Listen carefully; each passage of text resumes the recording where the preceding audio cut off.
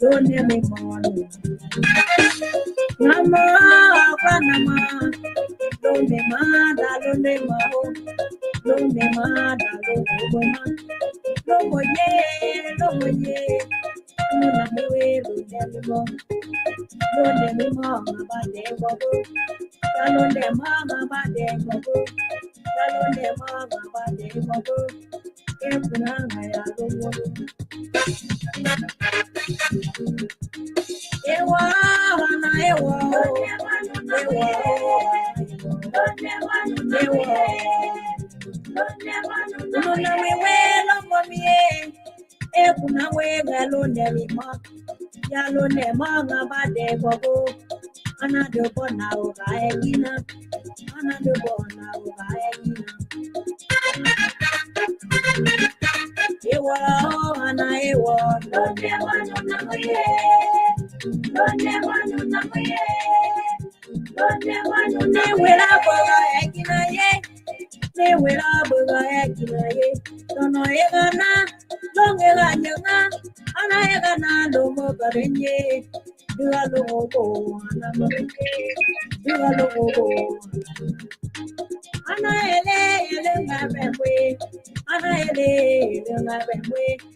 Yakuna, logo miwa, ena wega londe mima, yalonde manga wade ipobo, yalonde manga wade ipobo, anaelo, anaelo, anaelo,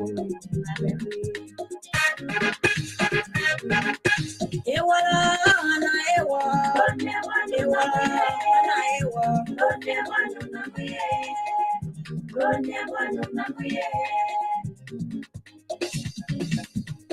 Anaelo, elawa, yenawe, lomo miwa, kununa miwe, londe mimae, ya dempanga bade ibobo, anakwetumo, anakwetumo, anakwetumo, anakwetumo, analomo gare. Anae, adobanywe, anae, adobanywe, anamo, adobanyo. Malobo na wasanyo, malobo na wasanyo. Sambela ngjuwa ba walomo, sambela ngjuwa ba walomo. Enga nwa kwale kamobo kabalo netubo. Ewa ana ewa lonye wanu maye, ana ewa lonye wanu maye, lonye wanu maye. Muadana, onganwa, taona duale ngabemwe, wale kuna moke, muderuko. Dawalie diminyangela, dieka, ngabebo agelo nema, dawa mweda liba mwalo, kayele liba teo, kayele liba walomo, dale nyarela, diwa mwebu. Young way, the monk pray, young at the body, the monogwe, get a lay, Yamalo, Bobale.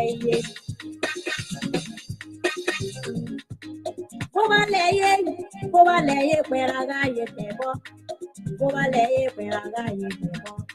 Yamario, Yamo, Babalomima, Malone, Bobale, younger, Yamapa, Bale, younger.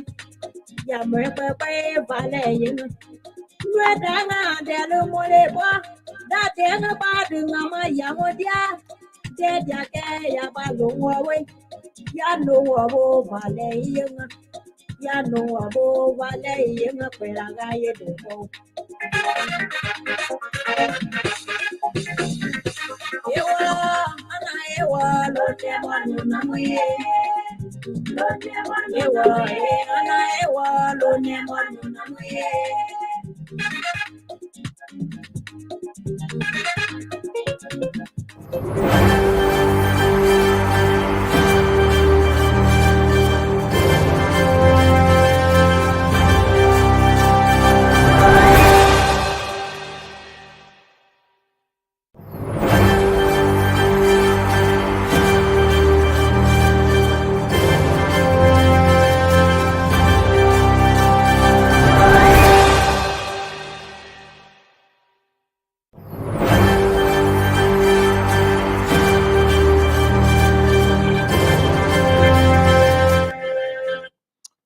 evening, good evening. So we want to welcome our viewers and listeners across the globe. Thank you for joining us this beautiful, beautiful Wednesday evening. I'm Francis and Sort of the Liberia Public Radio and Lpr-Tv. We want to welcome our viewers and listeners across the globe.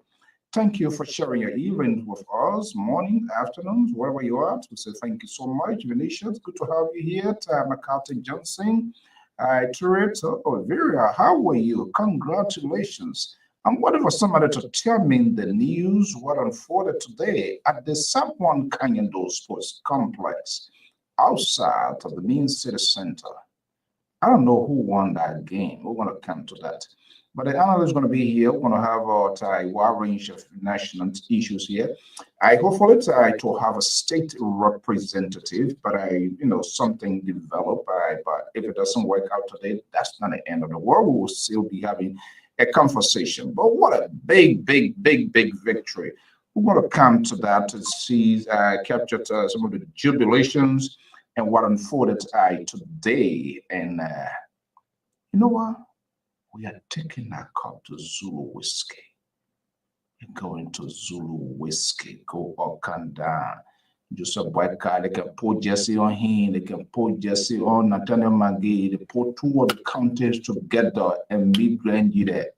I'm a GI, Welcome to the show.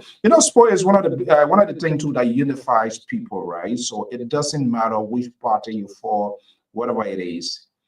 It brings people together. It's one of the things that help to build a very huge social relationship. And we know exactly what it counts to sports. It's one of the biggest national sports events. And I love the fact now it's being decentralized. In way back, everything, people coming to Monrovia, it disadvantaged people in the various countries to showcase their talents. Now it's been expanded, it's been broadened.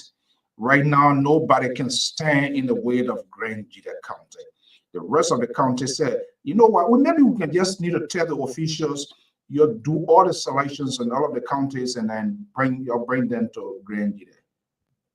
We will flock y'all. We'll be there. Today is Wednesday, all things considered. Hopefully the analyst is going to be here and we will be having a conversation here, wide range of conversation. The last 2 days got cut off so much. The work in this country sometimes, can't all. I will listen to a lot of tabata here from the liberal wing of this network. They couldn't even agree on common stuff here. But let's take a quick commercial break. This is what keeps us alive. And some of the programs, and we'll be bringing you some announcements, some of the activities coming out this weekend, and LPR will be that. Let's take a break, and I'll be right back.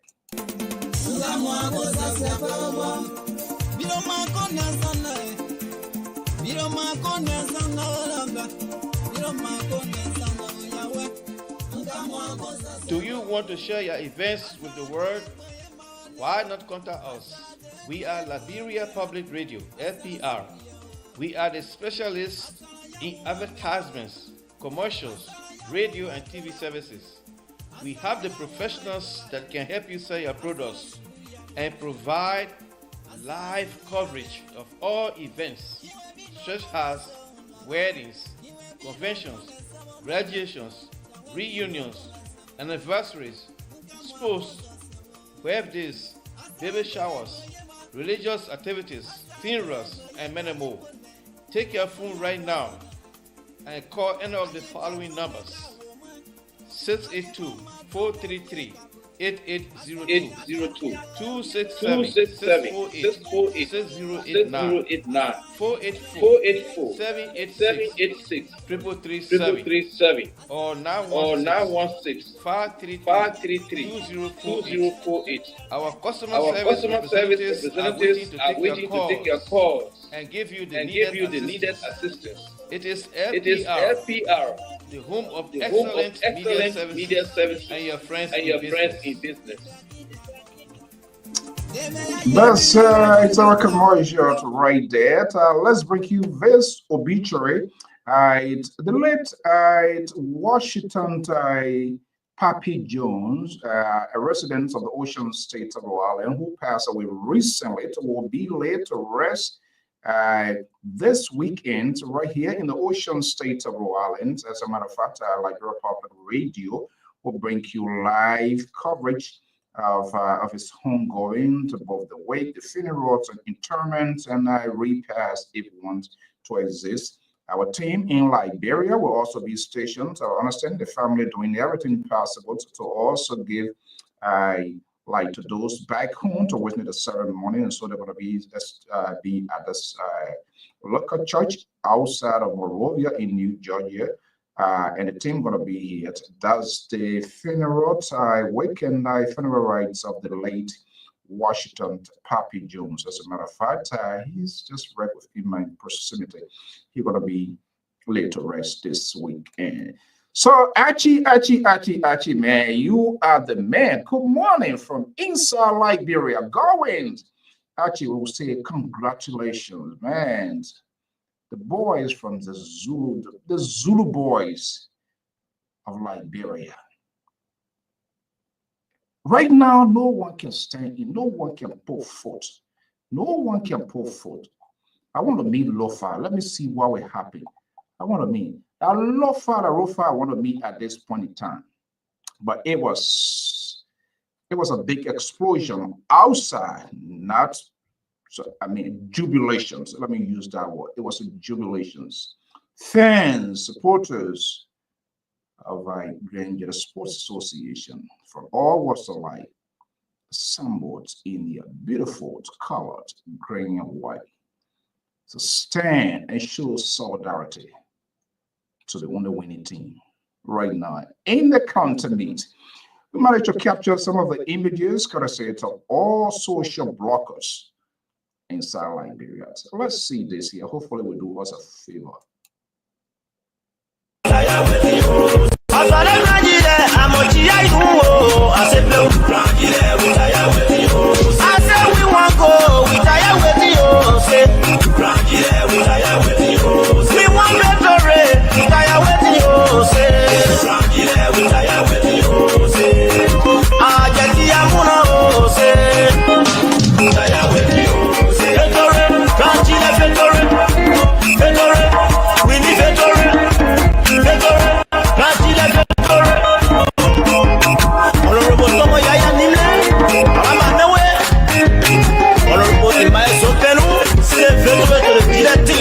Honorable Jacob Gise, don't retreat, don't surrender.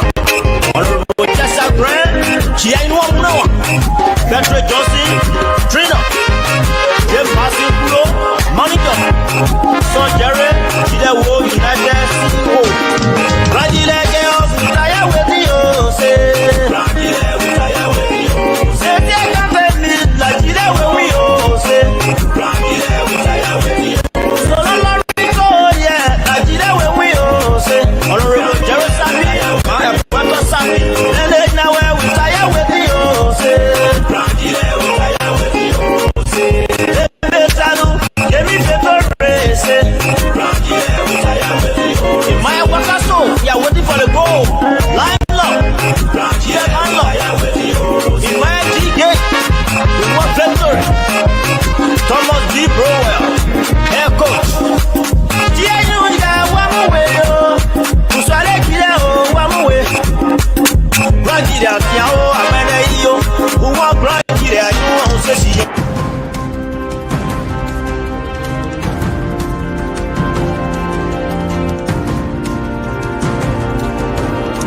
Okay, that was the same today outside the Someone's Canado Sports Complex. I want to meet Lofa. Let's see what I had by hair and Sissy hair, which one is more bored I get hair. I want to meet Lofa. Samson Toll has denounced citizenship from Granger. He's going to Sissy. Let's see how long he will stay there. I want to meet Lofa. Maybe we need to tell LFA to have Mount Gibby and Lofa to put two of them together and let them meet the Lions children. Welcome to the show. I'm Alfonso Z and so here. But it's a beautiful thing going on. the former queen of the Putua Polybot, flew in to watch that game. She was on fire. That's to show that people are really, really, really, really tired. Almost like, I wonder there was a flight today. Let me just jump in there. Or maybe in the grand finale, anything can happen. We gotta be there. Sissy, we all go up and down. Where Terry? Let Terry come here. He get the mind to say we be grand. Are you serious? Okay, guys, the link is out there. So welcome to the show this evening. I'm Alfonso Z, and so this is All Things Considered. And I think the tournament is going great. So far, it's peaceful. Not much I've seen in terms of, some sort of confusion. And we hope it remains the same because it helps to bring people together. It helps to people to socialize, put aside this too much of drama ongoing. It creates some sort of good free therapy. Mr. Godwin, man, thank you so much. Thank you so much. And I saw you guys behind the wheel this morning. By the time I turned my phone on, a video pop out of your head, and I say, you know what?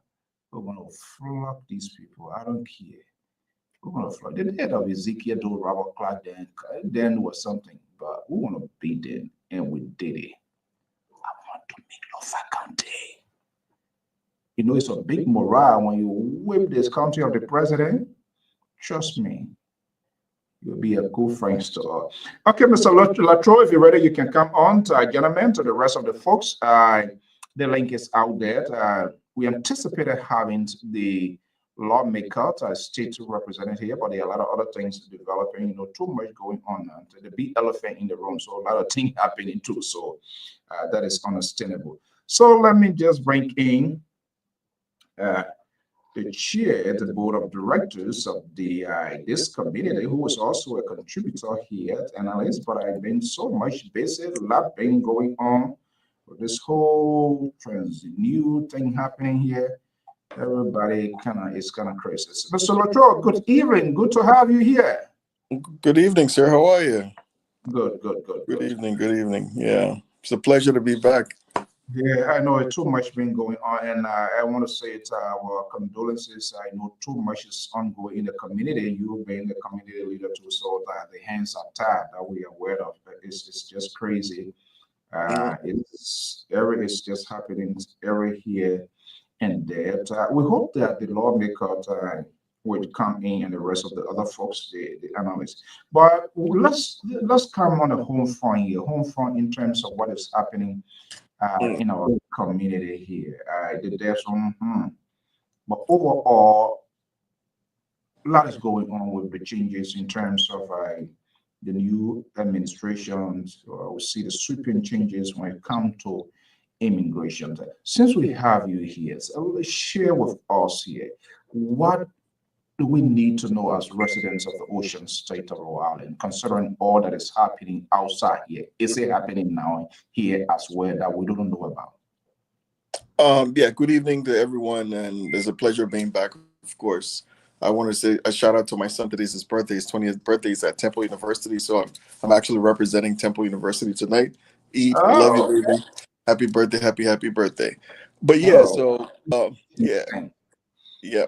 As the Liberian Community Association, we take all directions from the tower. That's where we are right now. We heard of an incident in Newport today that ICE was in Newport, and they were, doing what they had to do there. We're taking directions from the tower. We take all directions.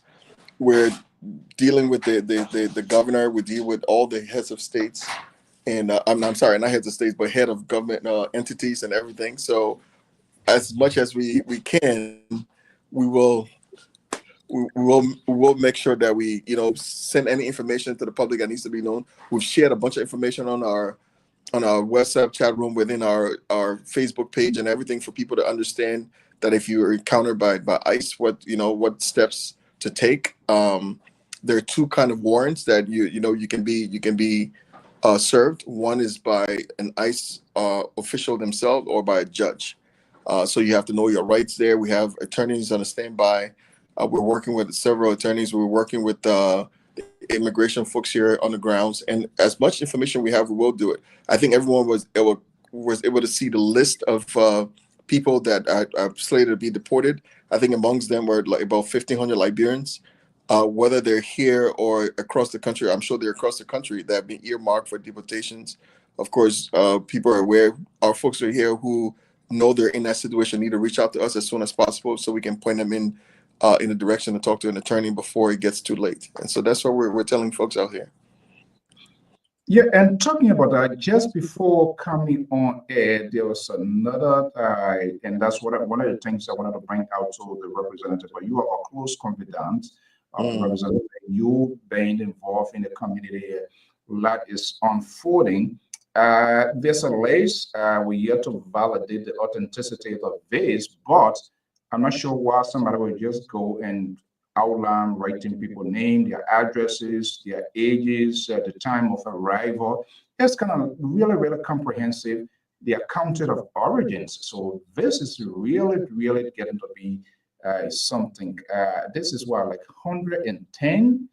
And I talked to one source here because it was a familiar name, and they were able to say yes, because knowing the person, last name, everything the same. So I decided to reach out to the people. Wait a minute, this is what I'm saying. And they say, yes, he's my cousin, and that's the situation. So it's just judging that one incident is enough to come to a conclusion, but someone validate this here. And what I'm talking about is about complete 110 names. These people, their name, the date of birth, the origins, their counted origin from Liberia, the time they arrived in the USA, the year, the address, everything is outlined. Have you had the opportunity to see that?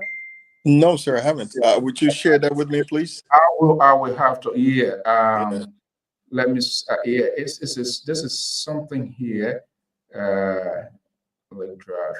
This one here is. Yeah. I mean, county. So Mount Gibby, people from Mount Gibby, people from Grand Cru, people from Bomi.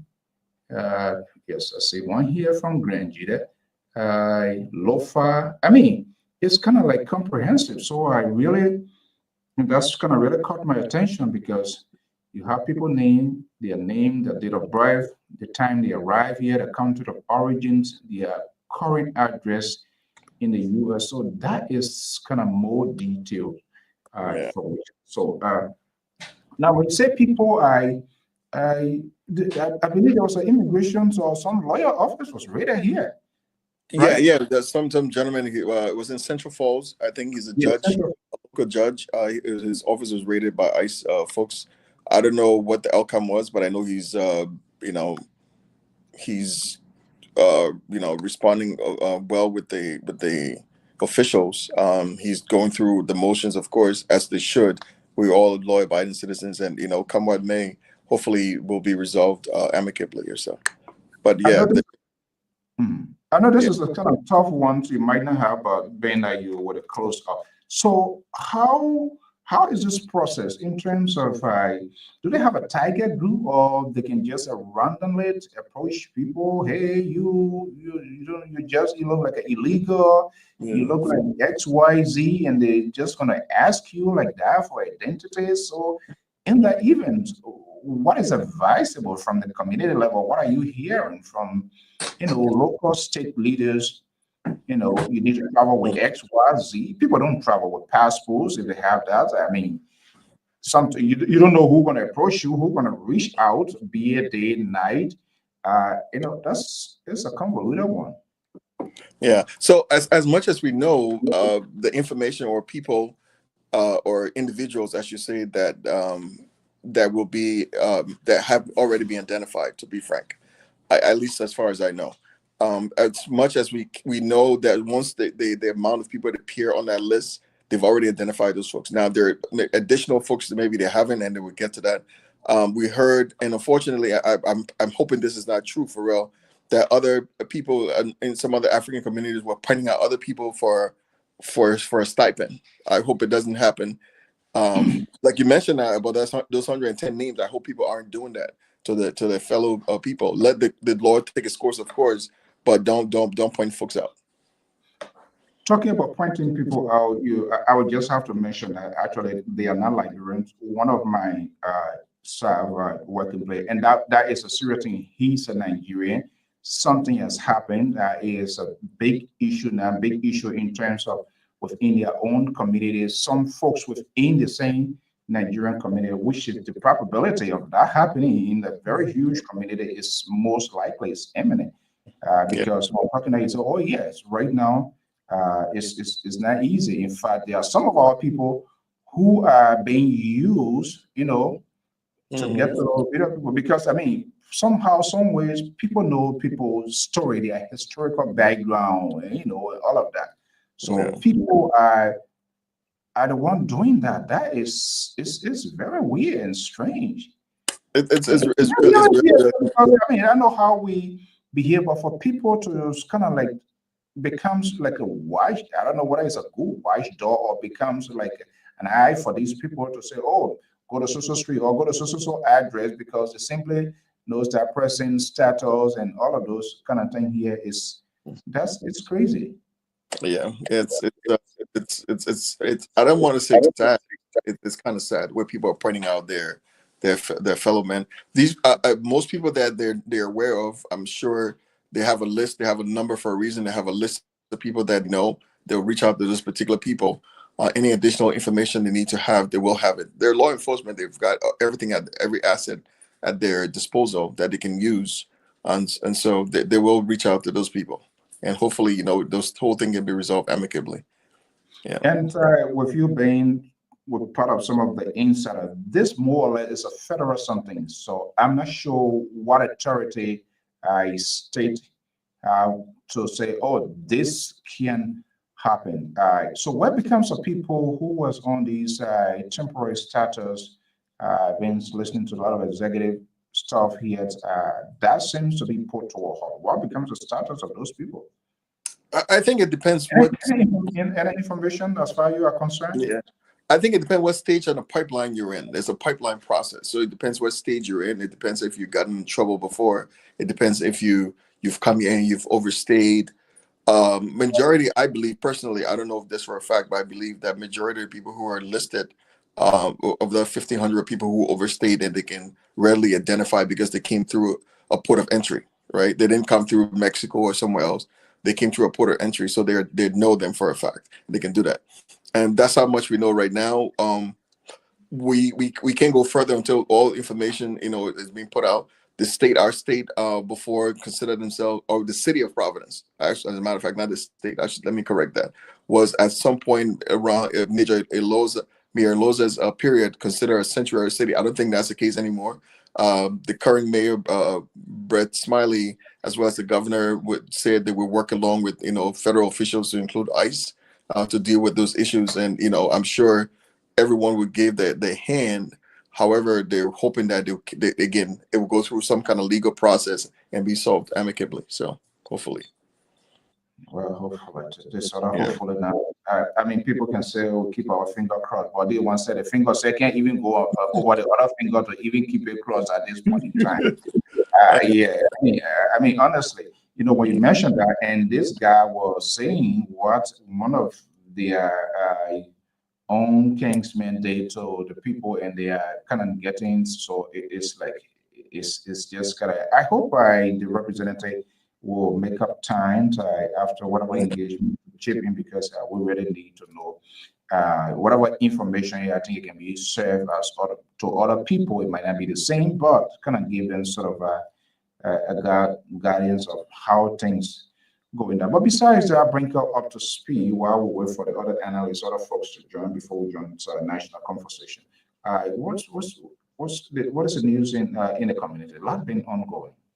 There's a lot been happening. As it stands currently, we're deceased. We have 3.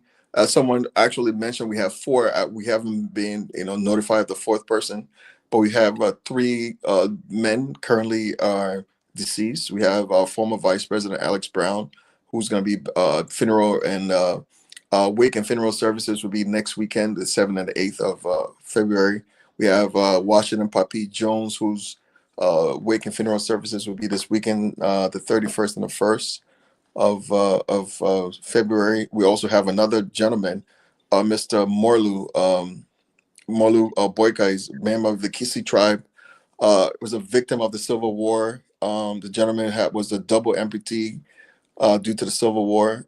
He had some illnesses that he succumbed to, but primarily it was from the trauma from the war that he couldn't. He didn't want to accept a treatment. Let's put it because of HIPAA reasons. So we're trying to be really vague here. But he's deceased. We've not identified any family member so far. So we're asking the community, as we've always done, and they've shown up every single time to assist us in burying this man. We've set a tentative date for his burial, which will be February 19th. It's a Wednesday at 11 o'clock at the cemetery in Cranston. But the amount is about $6,600. We've collected so far around a little over $1,000, and we're still asking people to help. We'll make as much announcement and push as we can for people to help us bury and give that man a decent burial. That's where we are currently, amongst other things, of course. Yeah, and I think it's important we start. Let me break in, Mr. Collins. Mr. Collins, good evening. Welcome to the show here. This is it's sort of tough on the community. We need to come back, digress a little bit, and have this thing. The community does not have some sort of federal, some sort of local reserve where they can just go and grab money for these things. And breaking people together, it is a challenge. People paying due, not paying due, not even associating with the community. But they get a saying, they're saying there's no bad wish for a child.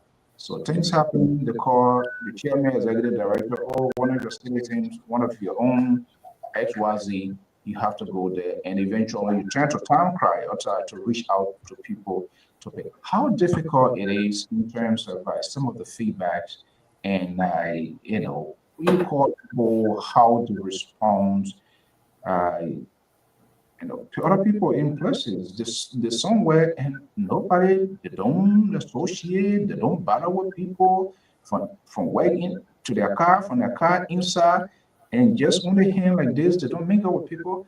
And then when something happens, the community comes in, obviously, but how difficult it is to kind of like navigate through these sort of conditions when confronted. It is extremely, extremely difficult.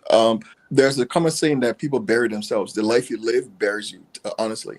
And as if anyone falls down, depending on their affiliation, association with people, the amount of people that will come around is different.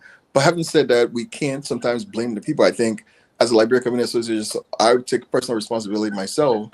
I think we've done in the past a very poor job of disseminating information of what we did or didn't do. And so we allow people to control the narrative of how the community function. People say, oh, these people are doing this. They've never been to meetings before. They never paid dues before. They never did anything before. But as much as that's the case, we have to reach out to these people and make sure that they understand. So as much as we put things in the public space and let people understand that we're doing all these things, hopefully they'll come to the table. And it's unfortunate that when we push things out like this, we've had, just to digress a little bit, we've not had a weekend in Providence from the beginning of 2023 up to now that we haven't had a Liberian dead in the town. We've not had any rest throughout 2023 up to now. So we're hoping that sometime we get a break. But as we say that, the community has come together tirelessly every single time. And we bury people and given them decent burial from 2023 till now. So we lost, if my number can serve me right, at least about 20-something people or plus or minus of the last year or so. And that's what we've been consistently dealing with. Some with families, some without families. And we tried as much as possible to treat everyone across the board with some decency and respect. And that's what we've done. The difficulties are, saying to people, this is this gentleman or this lady, she had no one, she had this, can you help? And people will come up to help. I've seen a gentleman before, I'm not going to mention his name here for specific reasons, take out his credit card and pay down and buried an entire human being around almost $10,000 to bury one person. I couldn't believe it. In Rhode Island? In Rhode Island. I almost passed out.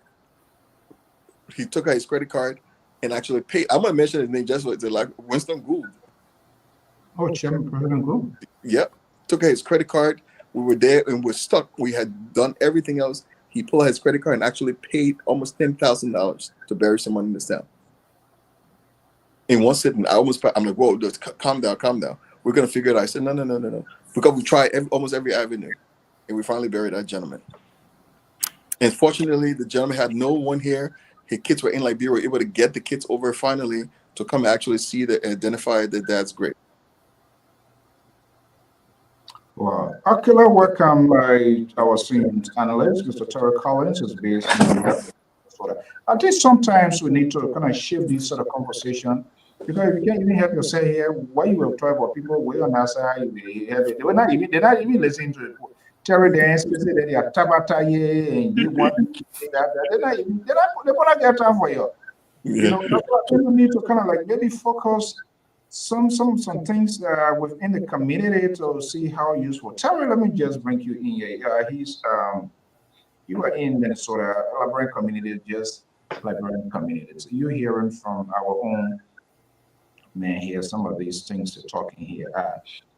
What can you tell us with respect to all what is happening now with this whole ice, air, wave land that is sweeping? Is there any information as far as you're concerned? You hear anything from Minneapolis, Minnesota area there with people being, asked or rounded or being visited by anything?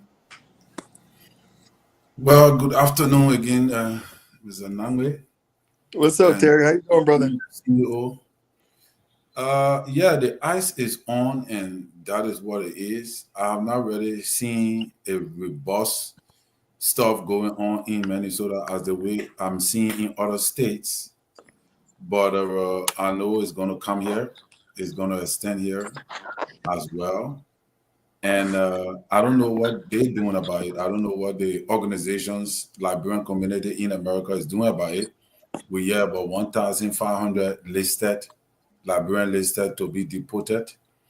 We don't know whether if these organizations are checking to validate whether if some of these people are legal immigrants or they have some legality or legitimacy to be in America, or they're just rounding them up anywhere they see them and just conclude that these people are illegal and they're shipping them back. So who is trying to work for us in the Liberian community to make sure that these people are not just illegal immigrants that is being shipped back to Liberia? Do we have any? I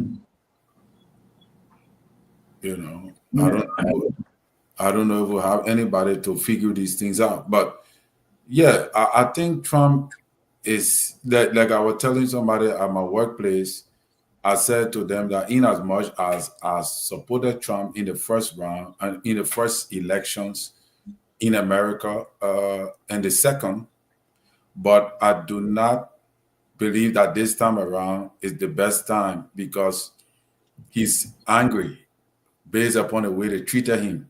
So he will just vent his anger and he will express it from all directions. You didn't get time for your time, not regular time, right? I beg you, man. You don't know that when you were coming away, he said, honestly, nothing was hating. He said what he was going to do, right? Yeah. He was not hating. But we must take into consideration that some of the things he's saying will not work because the court and the legislature, he can't make law. He can only work with the laws that are on the book. His executive order have to work in the confines of the laws of the country. His executive order cannot go against the constitutional binding laws of the state, or else it will be resisted. So he has the right to give these executive orders, but the executive order, in my opinion, have to work in confinement with the laws of the country. Wow. Yeah. But I don't know, like Mr. Nangbe, I don't know who's really helping to verify most of these people that are on the ICE list. I have seen some real familiar names here with this other list. I don't know what the heck is going on.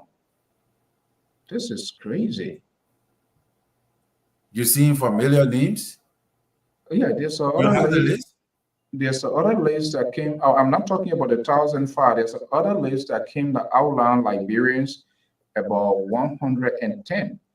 Wow. And they are, and like I said, I spoke with one family, but the other name here that I've seen, it's just, yeah, like all counties represented here, like almost like a county me here. This list here, let me bring in Dr. Mally Jones. This is Dr. Jones. Good evening. Yes, sir. How are you? Okay, good. All right, we're not going to. Mr. Chairman and the man of God. Hey, Mr. Dr. Mali, how are you, sir? Yeah, by your grace, at least ICE is not around my terrain yet. I'm alive. Who told you to deny it? I said around my terrain, probably not in my living room yet. So I thank God for that. Self-identifying? I mean, the age, their country of origin, their time of arrival. We talk about the normal immigration going on, but looking at that, not the normal one again. All right. Well, we can't allow people call us anything in my you were even for them before Raka, not to mention ICE. So this one here is nothing. Okay, guys. All right. We just gotta watch out hopefully and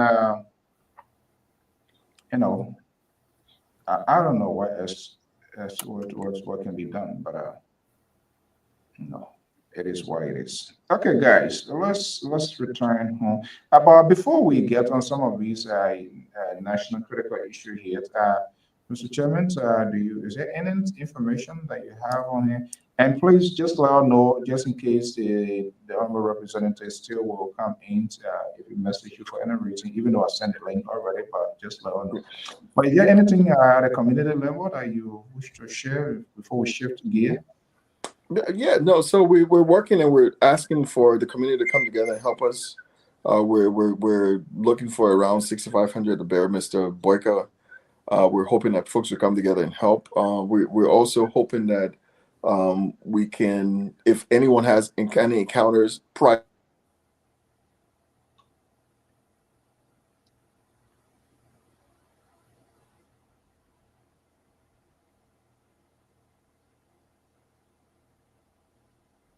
I think it's not that.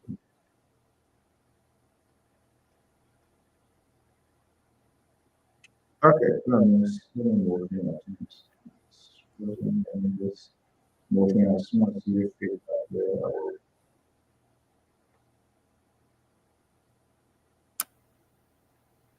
All right, yeah, you went out. Okay, let's have a question here. Okay, thank you. Okay. I'm sorry.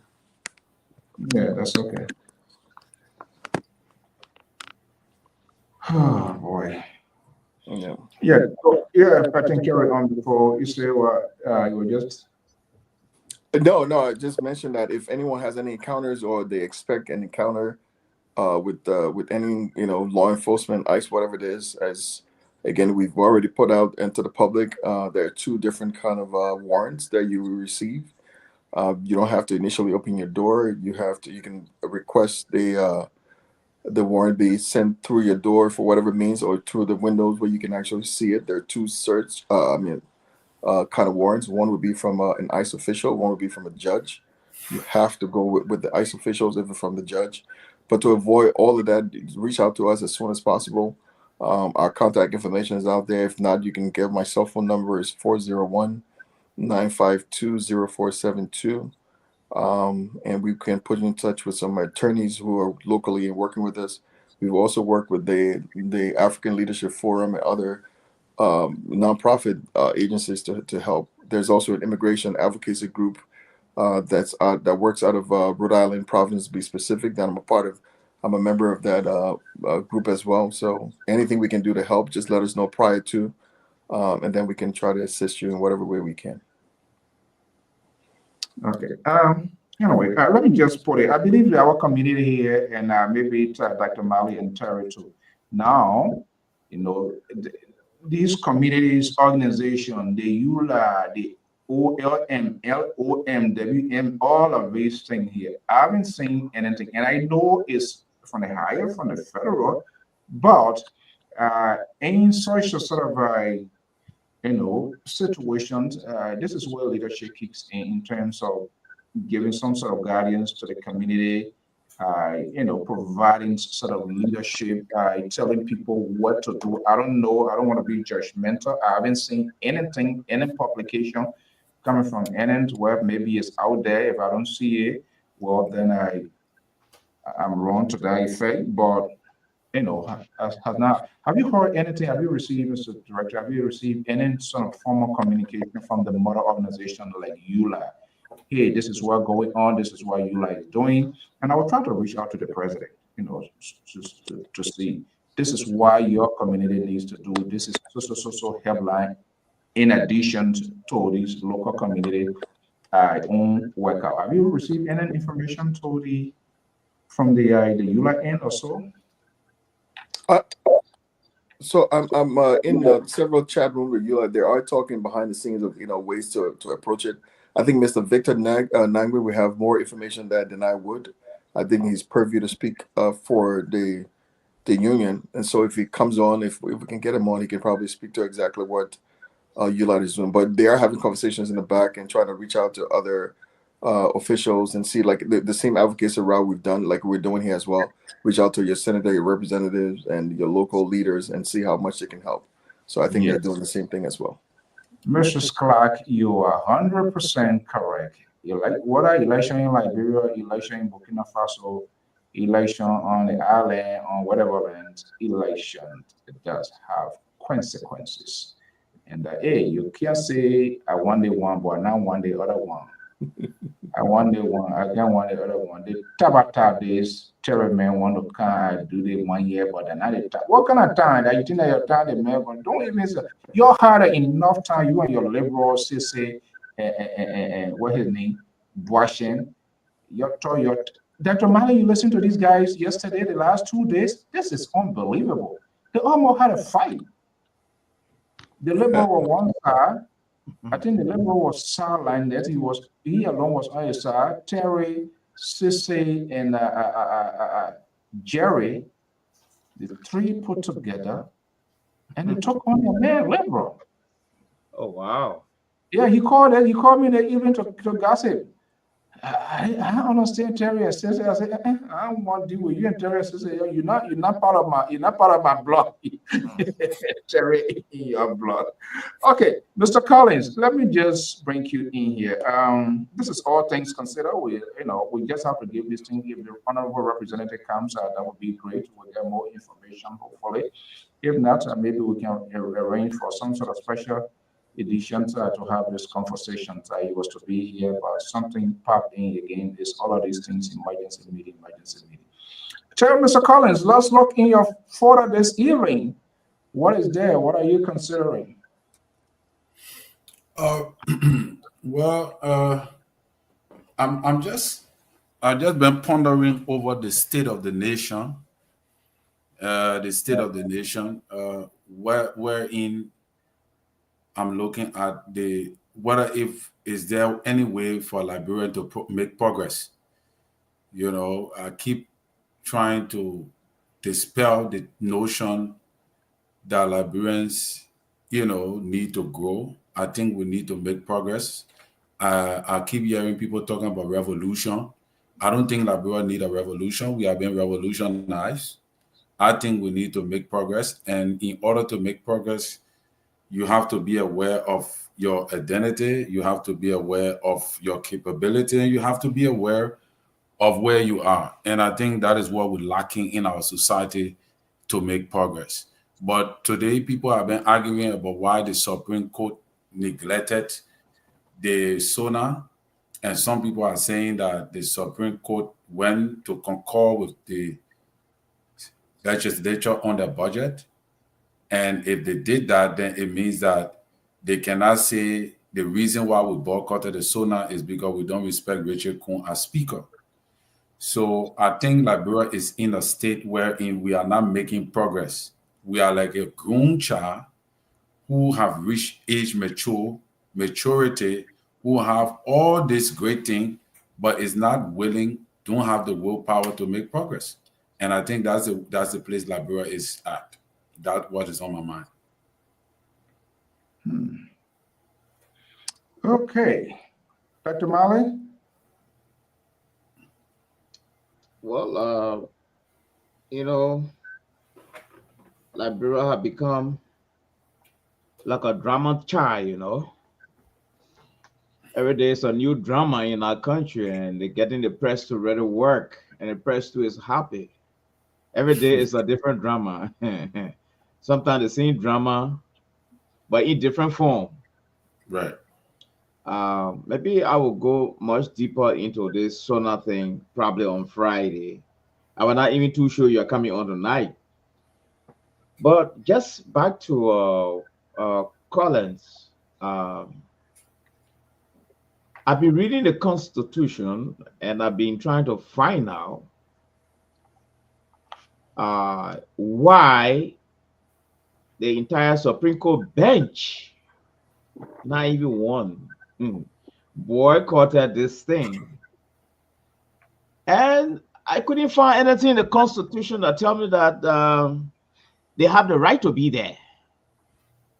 There's nothing in the Constitution to compare them to be at the president's Sona. But it is customary that we're all on this platform, something happened to chairman, and even though we have some political differences, but I got to get in my car to go stop by, say hi, say I'm sorry, other thing, and like any other person. So I think it's just customary for the three branch of government.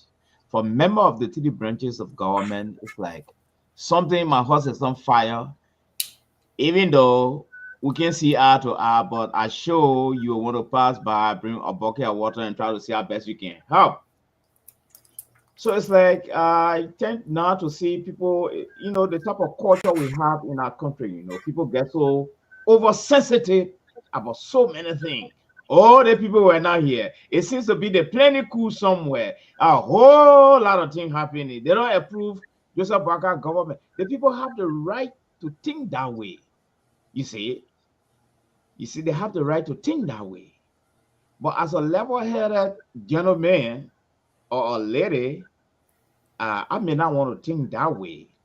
But because we have the three branches of government, and it's customary, we all relate on a lot of issues, and coming to say hi is a sign of honor. Coming to attend your program is a sign of honor and appreciation, So it's like it carries a lot of different messages out there. I don't know their engagement, but it didn't look right, because it's like assuming Chief Justice maybe have got some promotion, maybe she's being appointed by ECOWAS to be the Chief Justice for ECOWAS and legal hierarchy somewhere there, and they're having celebration, and maybe they expect the president to come to grace the occasion. President say, "Oh, you didn't come the last time during my Sona. I'm very sorry." It doesn't look right. You do me, I do you. Yeah. Okay, let me. Yes, since you guys let. You see, since you guys let. They have the right to stay away. The only group that didn't have the right to stay away, that those on the president, the president were able to get a Bible to kiss. The ministers who do haircut and you're not there, really? And now so His Excellency can't even discipline the Chief Justice. No, he will just keep quiet about it, and whatsoever on his mind, trust me, we'll never know, but he will keep quiet about it. But I'm very sure, looking at where we come from, he thinking about it as well. Or maybe they informed him that they were traveling. Yes. Yeah, so let me break in Mr. Latro here. This whole thing, and quite correct, this tradition has been in place from time to time. But it was quite interesting when I listened to one of the associate guy that the word he used was what? Tactical? Terry, am I correct? I'm still trying to go through that, the president's speech, the writer. Terry, are you there? I'm here. Yeah. one of the judges spoke. I said they try to be what tactical, right? Because of Yeah, the yeah. also. Some kind of thing he said at the funeral of Prince Johnson, Yeah. right? No, not Prince Johnson. I mean, I'm talking about the State of the Union, yeah. No, he made a statement. The judge, one of the judges, made a statement like that to the funeral of Prince Johnson. Is that the man, one you're talking about? Guess the one I'm talking about is at the State of the Union. One attended one. None of them attended. or none. None. The five justices were. Or none. But the one Okay. you're talking about, he Yeah, made a okay, yeah, I think that yeah. So the tactical here, I don't know when they turn to military men and they try to I don't get it. But let's look at That's this. And I basic. know people say it's not a lie, but it does because uh, this event is a planned event. It's not an overnight event. And let's assume the Chief Justice travels. What happens to the rest? Is it because of the political environment? One could come to that explanation. And these people, they don't usually like ordinary people who sit before the media, unless when they faces retirement at some point in time, they will have a sort of memoir to say it. But Mr. Latro, that is unusual. This doesn't look right. It is unusual when you see something that not happening, and all of a sudden it takes place. I mean, you scratch your head. What's going on here? This is not a normal situation. What is really going on? Did this president, was there any effort by him? And then he jumped from there. I mean, he's, I don't know, you're taking local Z or whatever that energy drink to just jump. But anyway, play going channel. I think they get some little good money coming from that to just jump and go like that. But so, is it really? It doesn't look right. It doesn't look good. No matter, I don't care how people spin a well, Constitution may not require us for them to go there. But just this thing away, it presents other thing to the outside world to say, wait a minute, this is real. So the optics is absolutely completely wrong. It was a horrible optic, right? There's nowhere, like the doc said, there's nowhere in the Constitution that stated that the justices had to be there. But it's tradition. It's tradition. And because one justice was there does not mean all the justices don't show up. There has to be a reason for it. And you can read into it as you want, but it just shows that I don't think, and I'm almost getting to the point where I feel like the president handlers are doing him wrong, right? They're missing step after step. Hold on here. I'm not like this is where I don't like to hear. There's handlers. We started handlers with Samuel Doe, with Charles Taylor, with Helen Johnson Sally. Yesterday, George Weah. Now we now come to this Omega again to start doing handler. So when would these leaders take decisions of their own? When would they? Because you are the head.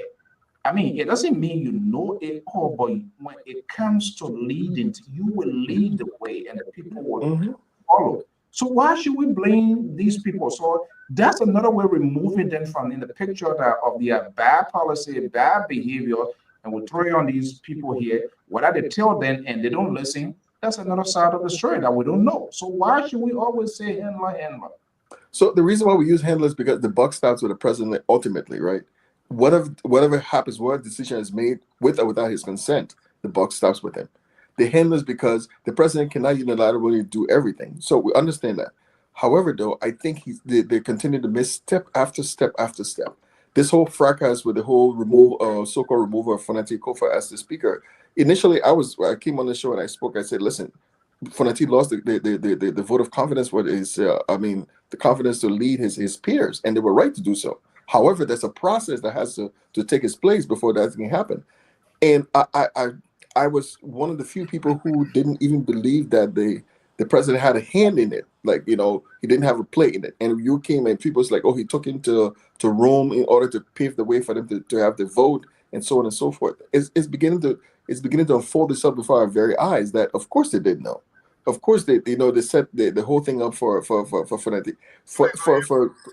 President Boyka, of all people that I know, to stand next to Richard Kuhn and actually parade with him as a speaker. It's embarrassing to so many fronts, and so I think it's just, again, step after step after step. The whole thing with the The justice is not showing up. Listen, I think the president needs to do some reassessment, right? They need to do some reassessment in this government. Something needs to be done because they continue to miss step after step after step after step.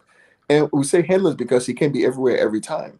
And so the people who are advising, who are moving the pieces, the movers and shakers of policies in the government, they're not doing the president any favors whatsoever. And they continue to look bad locally as well as internationally, I believe. Yes. So, Mr. Latro, you will have a set to explain, and I think it will be fair to bring Collins in here. It's handler here. So it appears to me, what I try to sense out that some of these things happen in isolation without the president knowing is that, for example, look at that clinic stuff, where they took the president to go that day. And some of us we say these things because we want the best, we want the good out of our country. Because honestly, yes, the handlers, but we have had this conversation over and over, and the outcome of these things, they don't necessarily end up being good. Because at the end of the day, we're talking, people said yesterday, I don't know, you to listen to people, child to the high man, healing is this, that. So at what point in time, so Collins, let me just bring you in here. How can this president profess to be a rule of law or whatever when we see these kind of things happening? How difficult it is to kind of give an interpretation to convince someone? Do you agree with what Mr. Otro said? Well, I don't agree 100% with him because it is a functioning government branch all by itself. They have the right to do whatever they want. The president is not going to babysit the legislature to do the right thing. The president is not going to babysit the judiciary to do the right thing. The president give an invitation to the judiciary, I believe, or maybe the legislature send an invitation. I don't know who's going to send an invitation because it's actually a legislative function that the president is attending. So I bet that the people who responsible, like the legislature, responsible to send letter, maybe to the judiciary inviting them. I don't know how it's done, but the protocol setup was done by the executive, and the protocol showed us that these people were not present. So what I think it is that it set a stage for confusion in the country, because as it stands now, people are saying that the ultra virus that they gave was in reference. The true interpretation means that Fonati Kofa is still the speaker.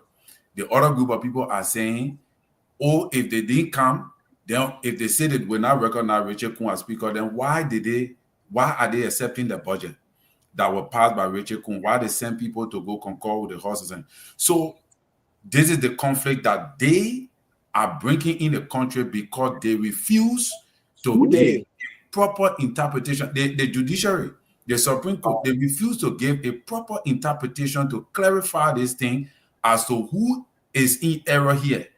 So if anything goes on in the country because of the carelessness, boycotting the SONIA, knowing that it's a tradition, because somebody say, oh yeah, maybe. So this particular stance they have taken it have even projected confusion in the legislature.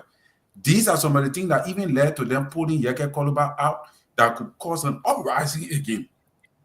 Because they have to give right now there's a bill of information with them. Why can't they interpret the bill of information? So in my opinion, they are setting the stage for confusion, and you cannot blame the president for that. That's not the president's responsibility. Is the president not part of this whole confusion? The president, I don't know why you're trying to kind of No, because when I say is president, this whole thing is initiated by the Unity Party, and there's no way that you can avoid Joseph Boyka. Go up, calm down. He will not even find an explanation because what he has these are all speculations. It's not speculative. I'm just telling you, and I mean, that's my opinion. You can disagree with me, because when you have a president who takes decisions, case go to court, and administration begins to implement, to do business with that group without waiting for the judicial process to say, okay, I want to be rule and order, but this is a confusion. Say you're going to court, let me just wait and pull hole on time. And people flying, sending budget, the moving here, budget passing budget overnight, even climbing over the roof, make it more unusual than how the budgetary conversation takes place. President leaving. I mean, it's just. I mean, I think if the president had not worked with the majority black to pass the budget, do you really think we would have had so now today? We would not, and that is what the opposition wanted. The opposition wanted Joseph Boakai government to fail, especially the seditions, and it would have been to their success. So the president did the wise thing to follow in line with the people who had quorum. The speaker did the wrong thing to continue to hold the country hostage because he's an opposition. He had the power to hold the country hostage. Your majority people say they don't want you. They don't want you. Resign, you say you're not resigning. The people must follow the law. You went to the Supreme Court gave a ruling that was ambiguous. We couldn't understand it. The whole country, your own lawyer gave you different interpretation. The majority black gave them different interpretation. They say they're not following anything, they will initiate. Where there is quorum, if the president had not taken these steps to initiate the budget and do what is right, even the judiciary today would not have a budget to be parading with, to be traveling to go see other places and things. The country would have gone backwards. Is that why we want for Liberia because we don't like Joseph Boakai? It's not a matter of going backward. Then before I bring in Dr. Mali, then we should avoid these things, because I'm not sure we're going to be. Yes, COFA is not there, but I mean, the minority group number they didn't attend to, right? The people say they have over 53 lawmakers in the midst. That why one of them, I think two of them said, they say they have way over the number. So whether a few members didn't come, maybe 7 or 8 members or 10, is none of their business. As far as they're concerned, they had a number to call a quorum for the president to give a speech. You see, and that's the lack of political tolerance and political will of our politicians in finding common ground.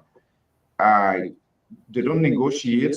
They are unable to come to a settlement. Settlement in terms of politics is all about give and take. And it's bad when leaders become so adamant, okay, I must always have my way. If I can't have my way, it can't be done. Guess what? You're creating a lot of hurdles in your way. And we saw what happened before with Samuel Doe. When people are talking about have a conversation, okay, Nima will not exist. Okay, Nima will not exist. People process that. There is all of these things always come with other reaction, because you are in the governing stage. There's no way that you want to undercut yourself. So you seem to believe in this thing. Okay, well, the 27, they want to stay away, they should stay away. How is it working? Dr. Jones, we're going to open the phone lines here, because Terry been on his sabotage for the past couple of days with his people. And I was at work. I was enjoying it. And actually, I came out of go back respect, but I went back to the place at the end of the days. The Liberal ended up waving flag to Sissy and Terry and other. This is, yeah. Dr. Jones. Well, I really don't know, but it's like a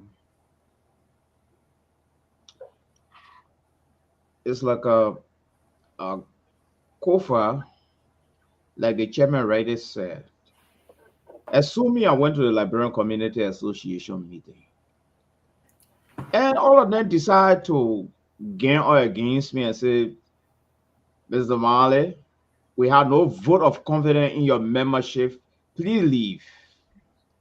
Then it's like I stand there and said, no, beating my chest. I said, I'm a Liberian. I have the right to be in this organization here, and I'm going to stay in this meeting.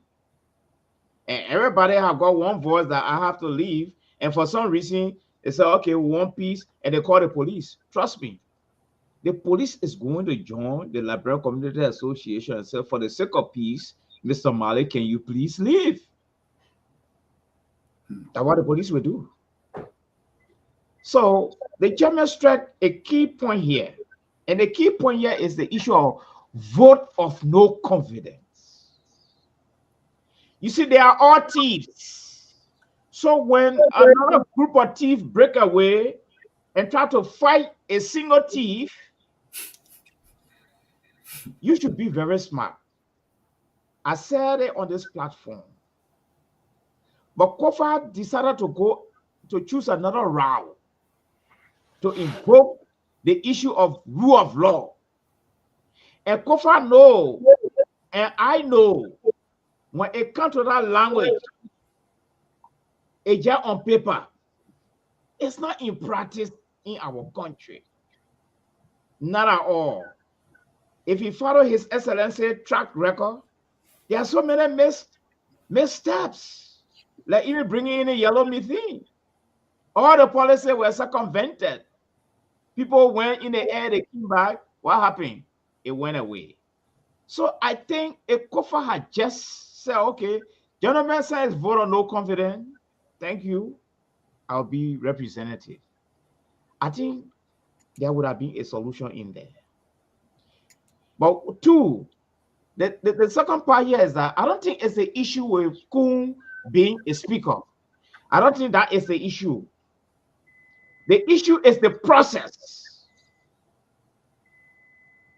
I think it's the process. It's not the issue of Kun being a speaker. It's the process and the manner in which he became speaker.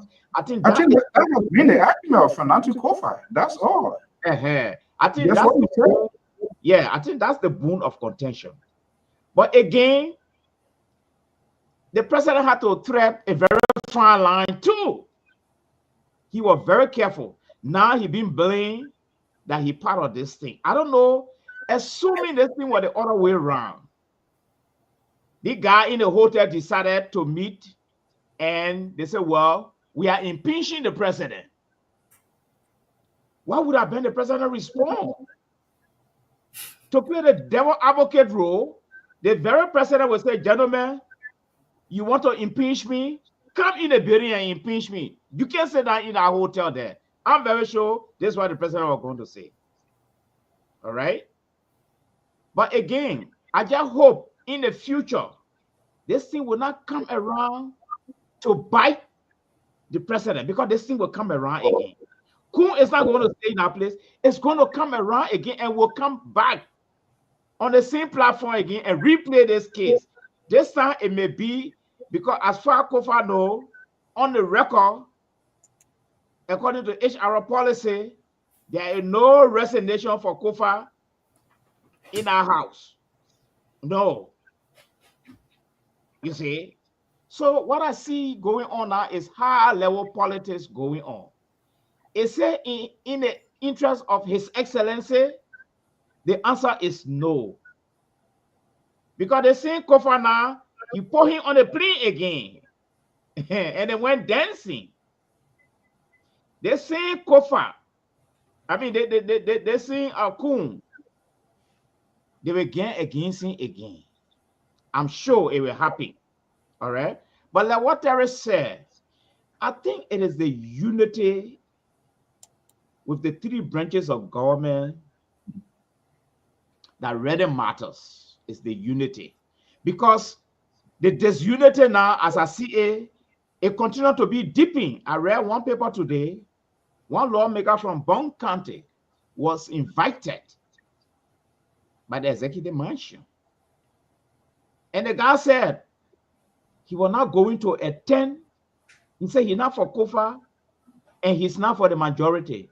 He said he's not going to attend the SONA. And his point here is that the process was wrong. And he doesn't understand why the people are flowing in that direction. You see? But again, the government got to move on. We can't hold the government hostage. So it better we circumvent the rule and insert the rule of law and let the government run. You see? Because the precedent that is set now is very dangerous. It's a dangerous precedent, to be very frank with you. You see? But had Kofa resigned earlier, like the chairman said, vote of no confidence there and then, and he just resigned. And swallow his pride.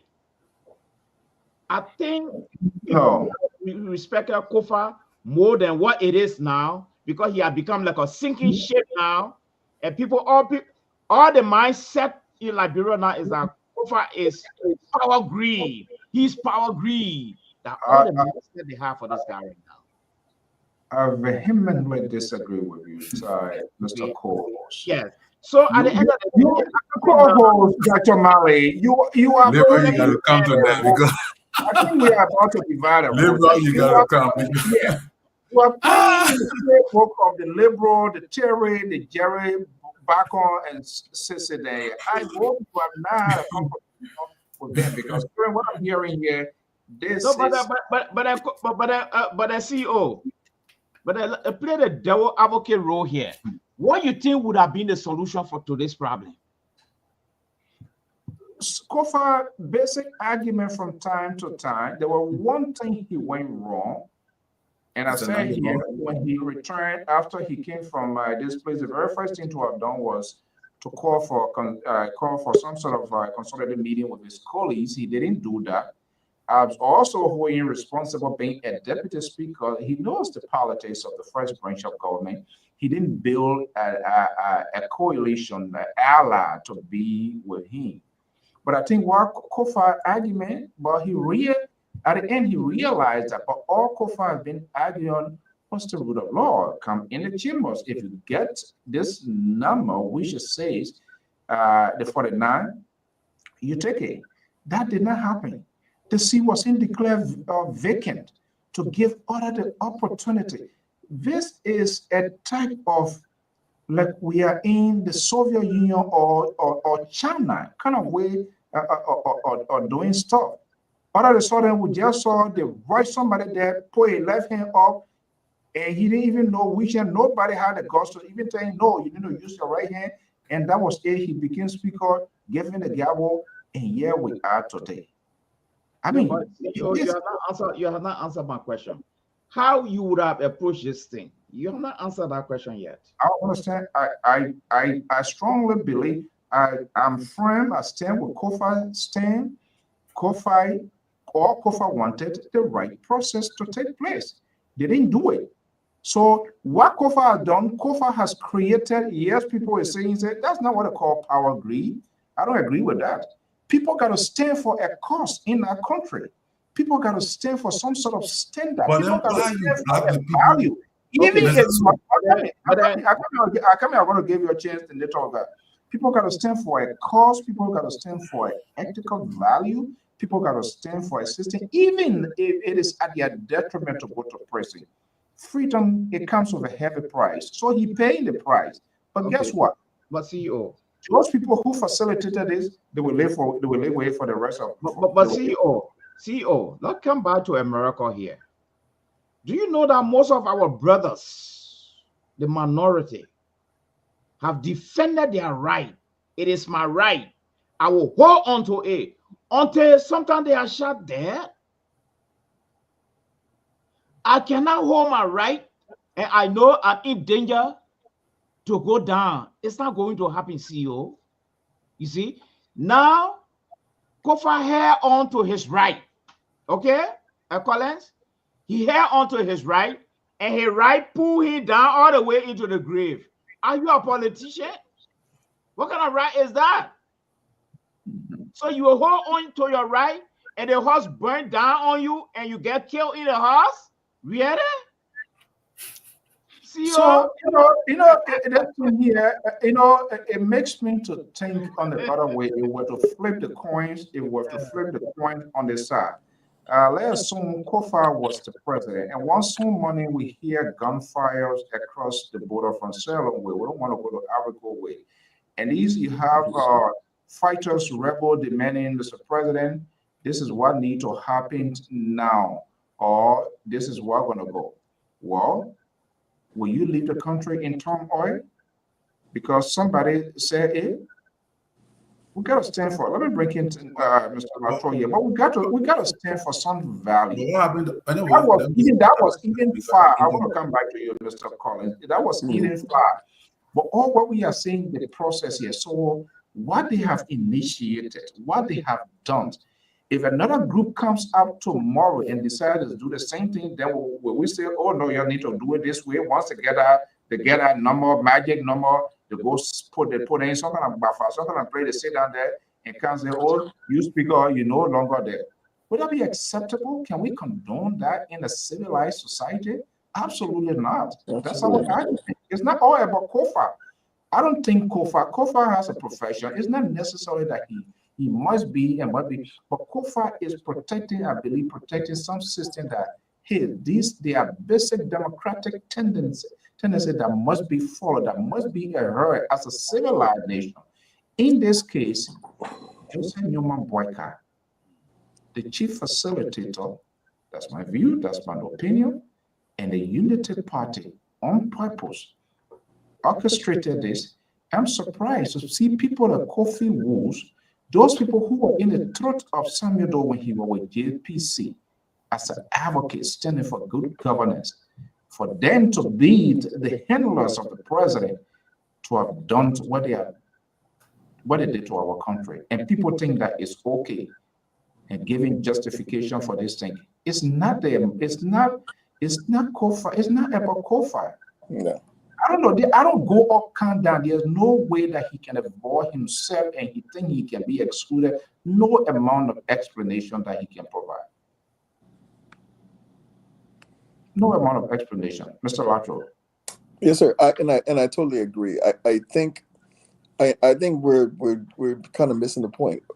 So Liberia, like most African countries, assumingly has, unfortunately, an imperialist presidency. Once the numbers were set, I think it was incumbent upon the president. He should have had maybe one or two things. I spoke here before. He could have addressed the nation and said, "Listen, this is what's happening." I understood what Terry was talking about, the budget and being on the teetering on the line of having a failed government, so he had to act or react, either way, whatever. But I think once they got that, he should have been he's the father of the nation. Let's put it that way. Not he should have been, but he is. I think he should have called them. I think he should have sat them down. He should have told them, listen, this is where we are now. And I'm sure his intervention would have probably led to something more substantial than where we are right now. To the extent where I personally, and maybe I don't think I matter in this at all, but Kuhn considering himself to be speaker, that's not something that we know of. Well, I don't recognize him as a speaker because the process that brought him or sending him to whatever the quasi speakership was not done within the confines of the law, right? So that's what it is, and I think we need to do better. The president, you hate the word handlers, but I think the movers and shakers and the handlers, they all need to understand what's happening in this country, and what I think I see is like people around the president. I don't know what he thinks, but everyone's jousting for something like 2029 in the future. They're all doing this thing, and I think they're leading him down the wrong path. Not that he doesn't have a mind of his own; he cannot make up his mind. But this entire fracas just continued to show and points to so many allegations of him being lacking, the leadership or being not a good administrator and everything else. People even points to the CPP, the desolation of the CPP was under his watch, and all these different things. And with that kind of track record, it's difficult to not to ponder a little bit on what people are saying. And so I think the people, we still have an opportunity here. I don't think the opportunity is wasted, but I think the president still has an opportunity to do so because Dr. Mali said it right. This issue is going to arise again. Maybe not in the House, but in the Senate. It will spark up again. And when it does, what does he do this time? Does he now say we're going to? watch and see. You know, they get a saying that saying, "He who rides the back of the alligators eventually goes into the belly of the alligator." So when they're carrying a hunchback man, you better go look whether they're going to move it or they're going to use a 5-inch net, because your time will come, they will do it. Yes, he's not seeking to re-election, but is he laying the good foundations of democratic principle? Is he leaving the legacy? Is he leaving the institutions of the political party?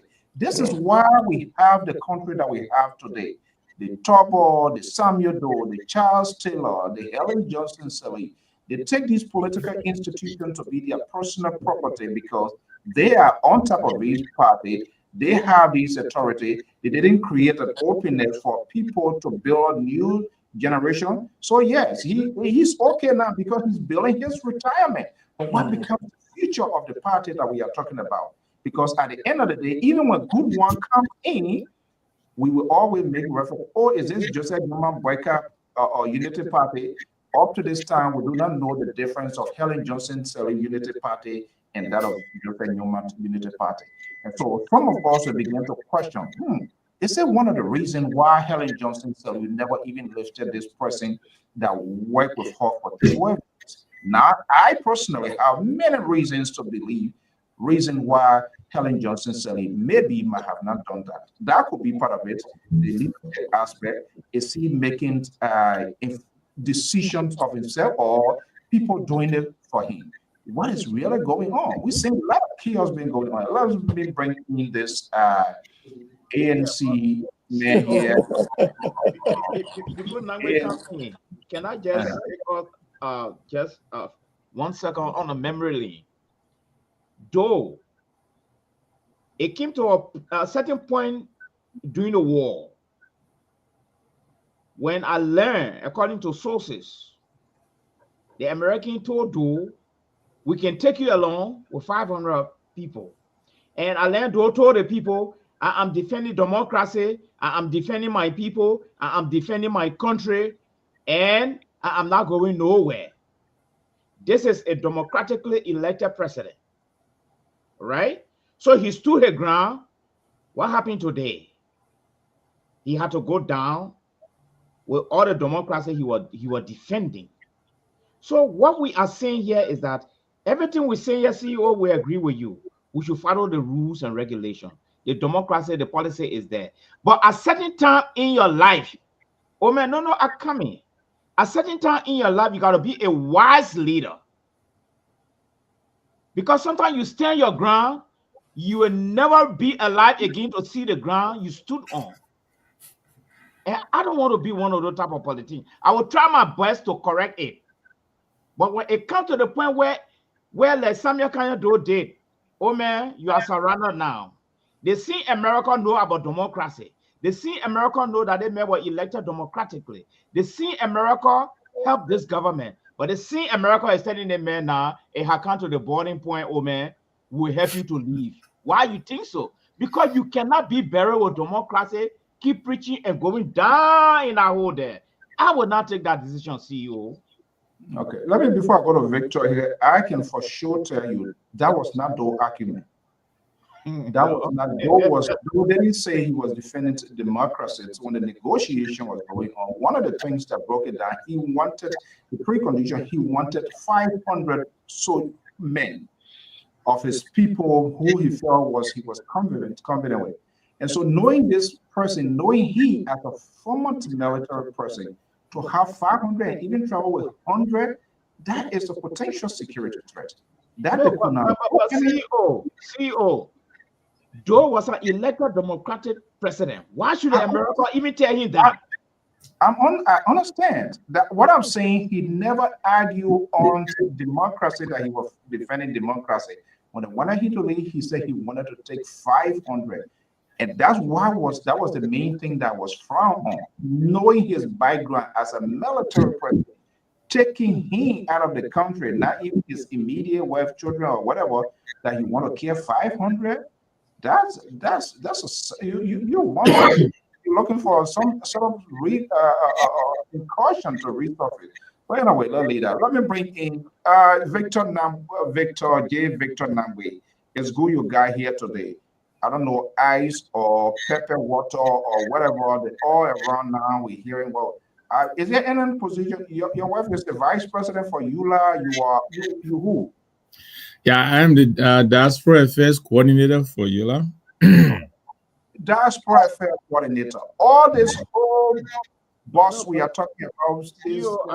I got a question for Honorable Nangwe tonight, because we're looking at the carry on apartheid in the EULA thing now. Okay, I'll take the question. But listen, it is good to be here. Yeah, boss. Yeah, so quickly here, has there been any official statement from EULA with respect to give some sort of guidance, reassurance to the Liberians in the diaspora as a mother organization? There has been. Actually, I think the union has issued 2 statements. The first statement, it was right before the fire incident. We call on the parties involved in the conflict to respect the rule of law. We even offered to mediate.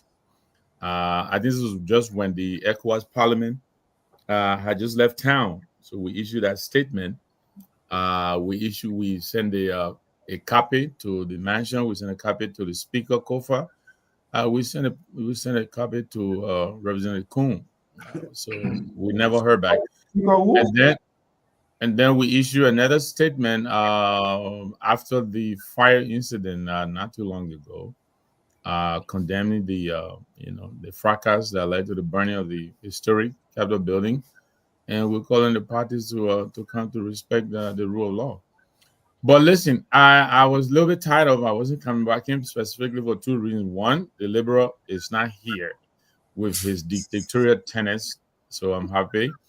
But I came also. That's only me. He not come. I don't want to talk. I want we come. I will talk. But he dare not. I dare him. No, he can't to never. He can't put food tonight. But I also came on because I hear Dr. Jones is really struggling. I respect his opinions a lot, but tonight he's really all over the place. One, he used the analogy of going to the Liberian Association meeting where he may become rowdy, and then they tell him to leave. If he refuses to leave, they call the cops to remove him. But that is the process. To call the cops and remove you. You didn't say they will put their hands on me and push me outside. What Kofa is complaining about is the process.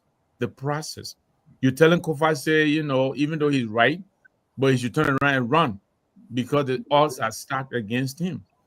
And then I hear you saying, yeah, Doe was democratically elected. How could America have told him, for the sake of peace in Liberia, we offer you evacuation? They shouldn't have done that. But this is what Kofa is also saying. He was democratically elected. He should be removed democratically. Look, I agree with your point. I think at this point, Kofa has made his point. I think he has made the point that the things that are done in the Capitol building, and even in Liberia in general, should be done within the rule of law. I think he has made that point. I said some time ago on this network and other network, I think you should call a press conference and announce victory and move on. Because I think the executives bent on doing everything possible to empower, to recognize Richard Kuhn and empower him. I mean, from the inception of the whole conflict, you saw the president send his officers, the managing director of Water and Sewer, the internal affairs minister. They went and tried to legitimize the 43 by going to testify under the gavel. After that, he beefed up the security of Kuhn, took away Kofa's security. Now Kofa is enjoying, Kuhn is enjoying all of the privileges from the executive. So it is obvious the executive is going to double down. And unfortunately, the impasse here is still reverberating through the government. We also what happened at the recent State of the Nation address. The entire judiciary stayed away. What remains to be seen now, I think the President Union of Liberia has already come up with a statement. If the judiciary believe that what is happening in the capital is illegal, then the budget that was passed is illegal. They should also refuse to take their pay. So we'll see where this is going to go. But I think the president really has an opportunity here. He has an opportunity. He has had and still has an opportunity. I think it was Terry or my brother Nathan who was asking, how this issue be resolved. I think the president should help to mediate, but he is making his position as a mediator very difficult because he is not impartial. And this is what's complicating the process. They know the process they're following no matter what Kofa did. I'm not a fan of Kofas, but I'm a fan of the rule of law. The rule of law is collapsing in Liberia. Every day we take a piece of the rule of law and throw it in the trash can. Every day we take a piece of the rule of law and throw it in the trash can. Where does it stop? So Kofa's stand is against a violation of the rule of law. And he has all right to stay on as long as he wants to, until things are done right. I don't think it is right. I don't think it serves us right for us to throw in the towel because we think, it's going to be a long, drawn out fight. We shouldn't, we should abandon our positions, and save it. Yeah, I understand people are suffering, but it is not Kofa who brought his own. And I think the other mistake is to put a burden on Kofa to resolve this. He didn't initiate this. This was not initiated by him. How do we hold him responsible for resolving it? It doesn't make sense to me. The 43 knew they didn't have the quorum. They staged a coup to remove Kofa. They went and got themselves hold up in the hotel for months without a quorum. They're taking pay. They're not doing the people's work. And this is where the problem is. Up to now, they haven't agreed to do it formally. Even as much as they say they have the quorum, go on the floor, introduce a resolution as the law prescribes, and take a vote and remove Jonathan Fonati Kofa. It's just as simple as that. Just as simple as that. Yeah. Why can't you do that? Yeah. And additionally, Mr. Nambwe, whatever it was reported, they gave them all of their monies the other day, and what do? Not just only stop the people, but their people, they are on the constituents. Their constituencies from, well, they're all way here. Marjorie Scarland, what you need to say, as crazy as Maggie, all of those people that you think whatever was supposed to go to their constituents, they will stop it when they're doing anything, and where he needs a halt or where it's called, that they met with the president. And the president told them that he was going to intervene. I think he acts like Bob Willie. Bob Willie, he said, any other thing going on now, you can take the scarf for down. He didn't care. I mean, he finished doing it. That's about it. That's exactly what's going on. I think it's just not good for our country.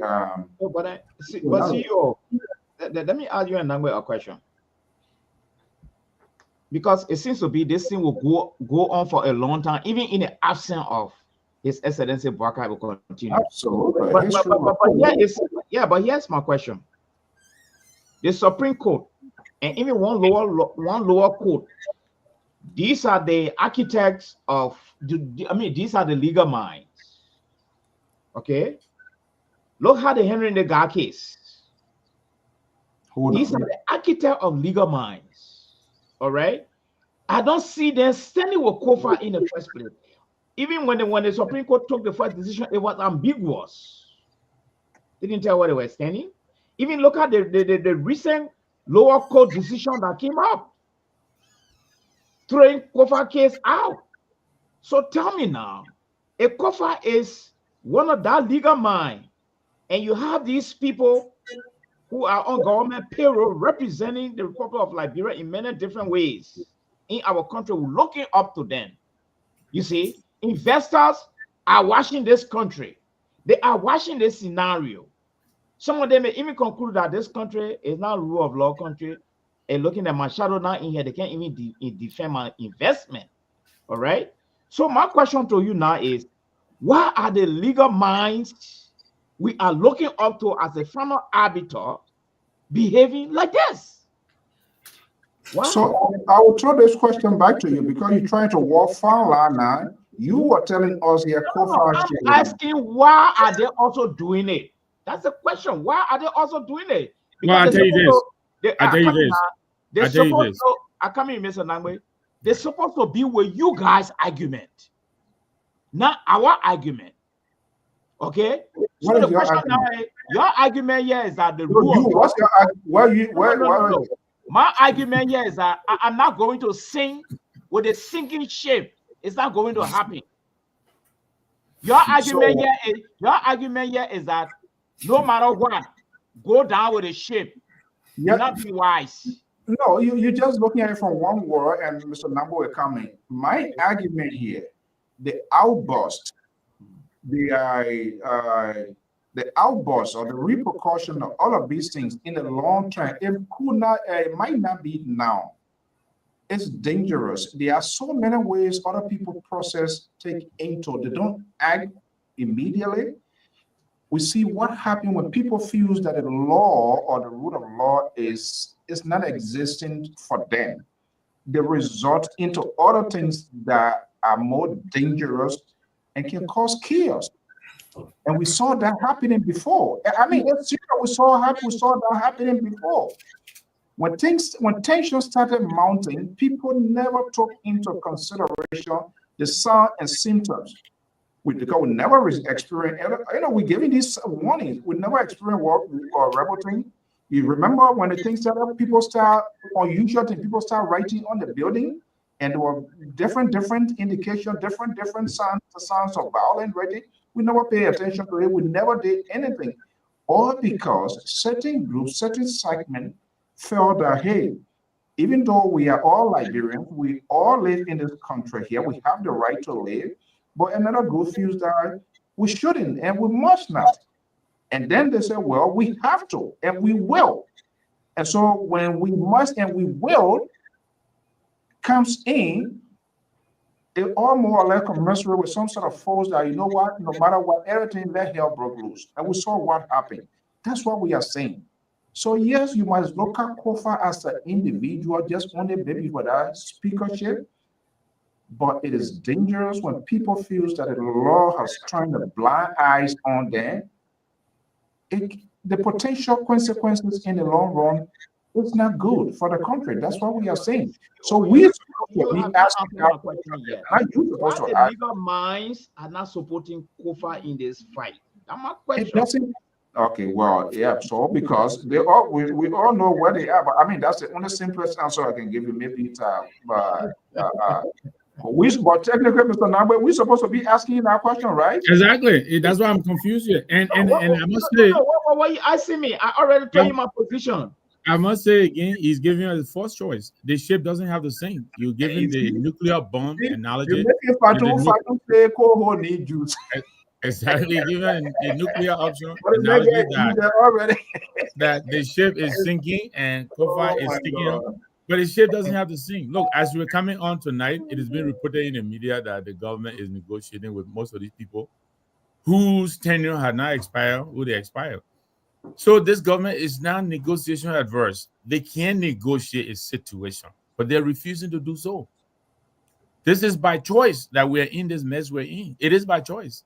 It's not beyond this president's control. It is not outside of his means to resolve this matter. I think they just choose not to do so. So it's not like the ship is sinking and we have no other option and Kofa is latching on because he's so power greedy. Like you say, he doesn't want to leave it. No, that's not what it is. I don't think power. Kofa had written that he is ready. He was ready long ago to discuss his transition. What does that sound like? That sounded to me like someone who is ready to go. All he wanted was to be given the due process and he was ready to exit. And the 43 is refusing. Now they're becoming, like Mr. So is saying, the must and the will and all of that, they go into session and Yaga Koluba is disagreeing to recognize Kofa as Kun as speaker, and the battle is taking him, throw him out. Something you say you're opposed to. That's not the analogy you gave. What are he opposed to it? I haven't asked Terry. Why? Because he said if you go to Liberian Association meeting and he become rowdy, they call the police to remove him. That's what he said. Mr. Nangwe, I don't know,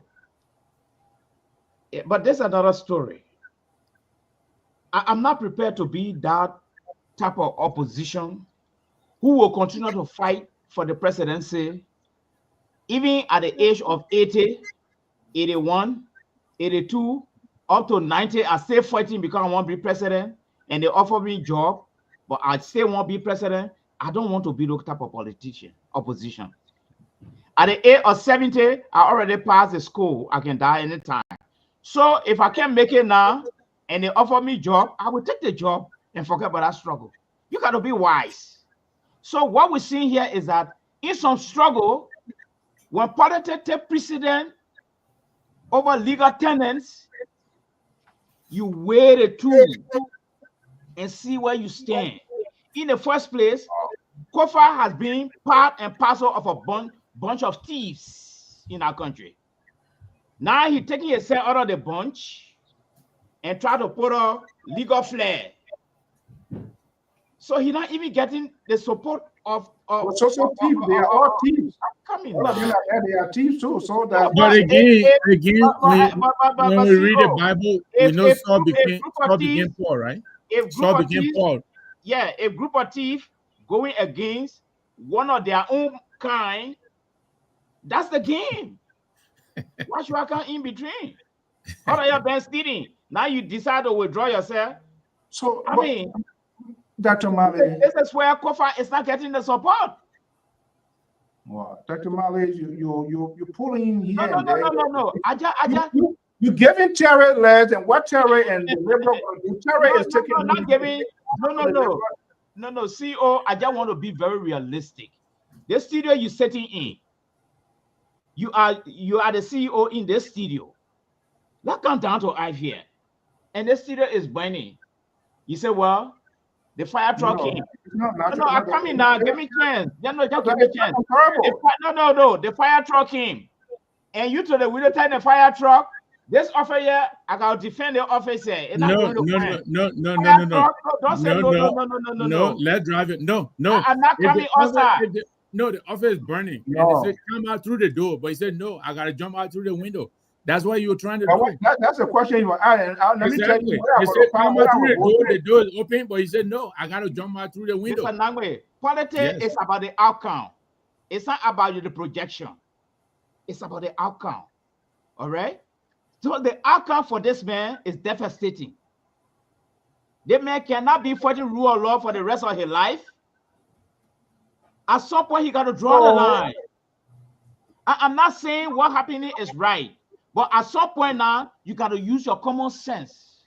If I were this guy, when I came from that place, rule of law, no rule of law, once the guy said, we have no voter, no confidence in you, Mr. Nangwe, I was going to pack and leave. To preserve and defend my dignity. Yes, on the contrary, Dr. Jones, Dr. Mali, I expect you to. Kofa is counting on voices like yours. You're sitting on a powerful stage here, on a powerful network. He expects you to add your voice. I think we should all hear Kofa.